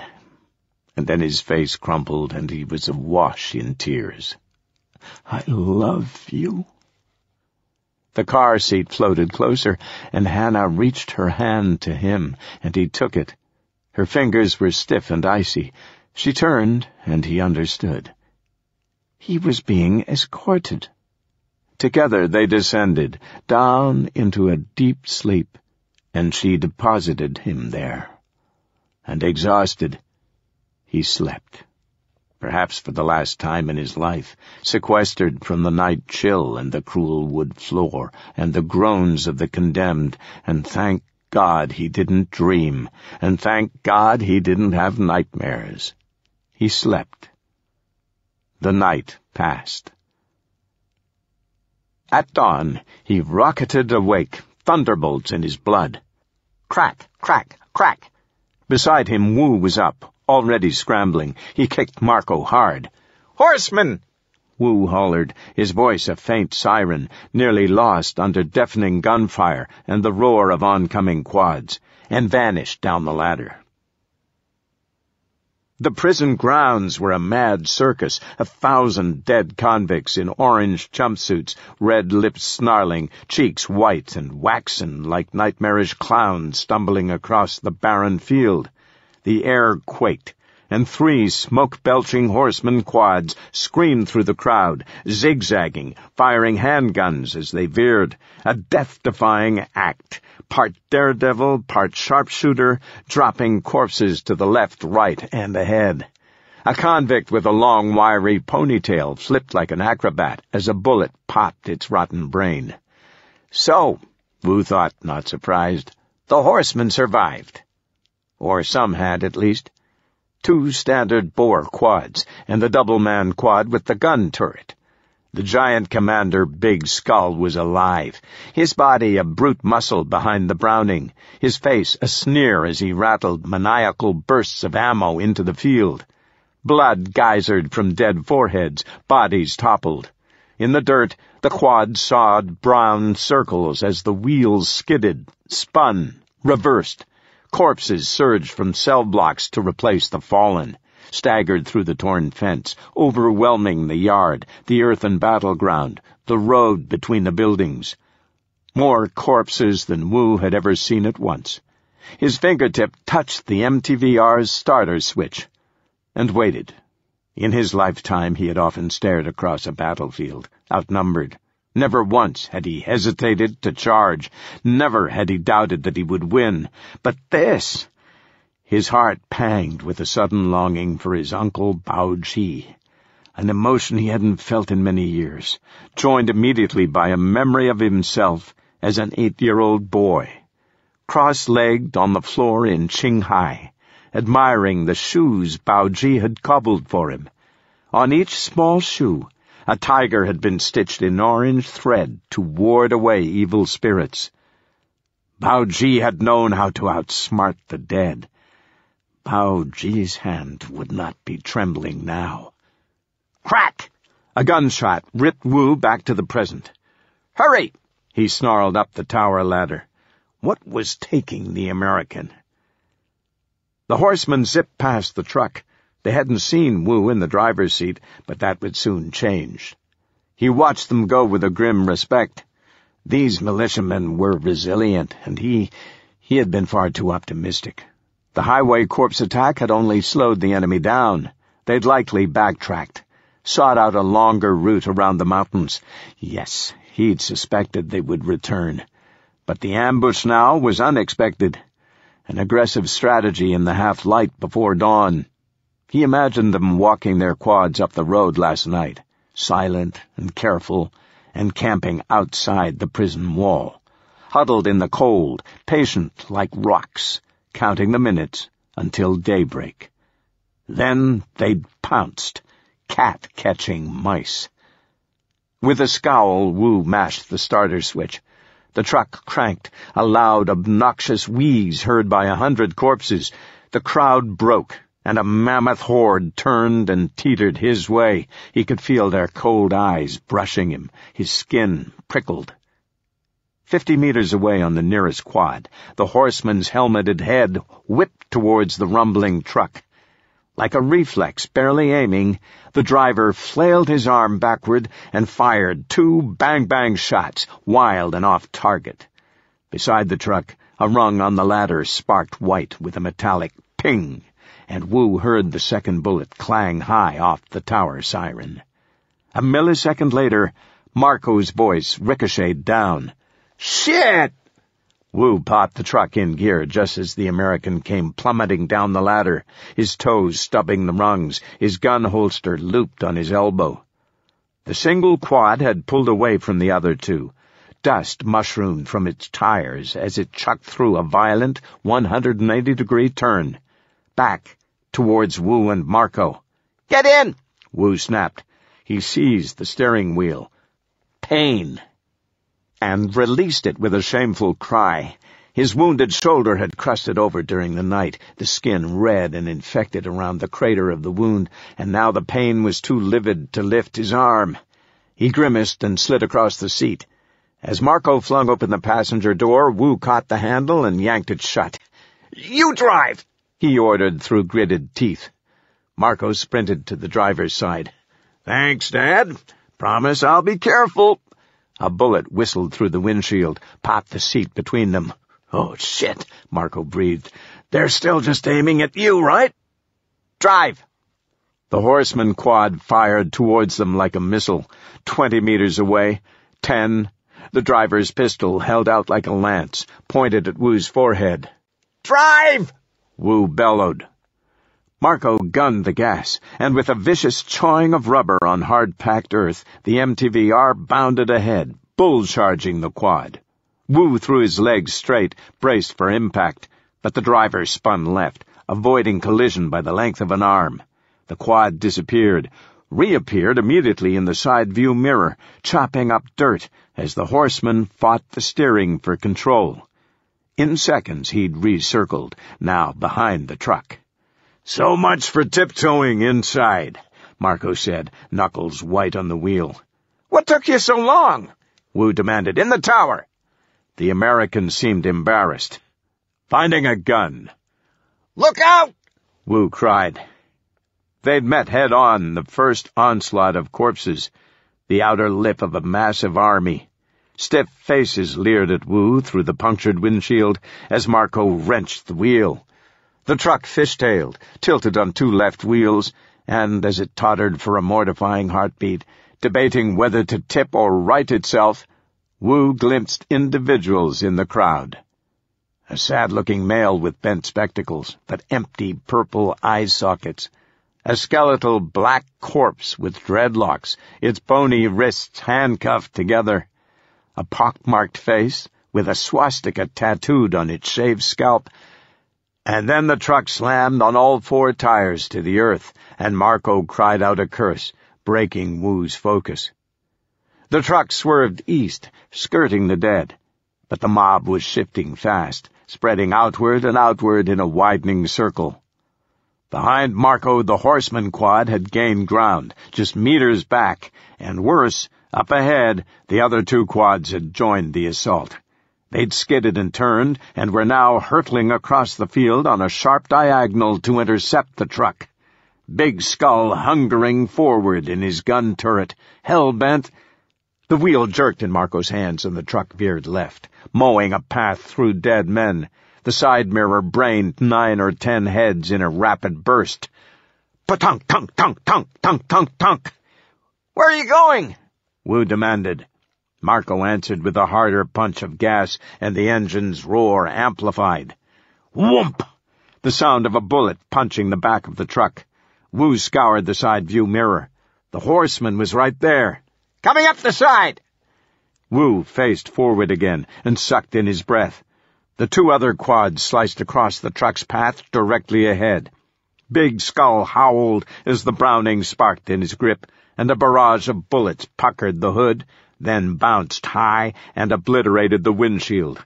Marco and Wu ducked. Glass rained like sharp confetti across their necks, the blast rocking their eardrums. "Fuck!" Marco cried, and dragged the steering wheel, and the MTVR pitched hard right, whipping Wu sideways in his seat, and he heard a hollow, metallic crunch, mashed with the needling scream of an engine rotor under his window.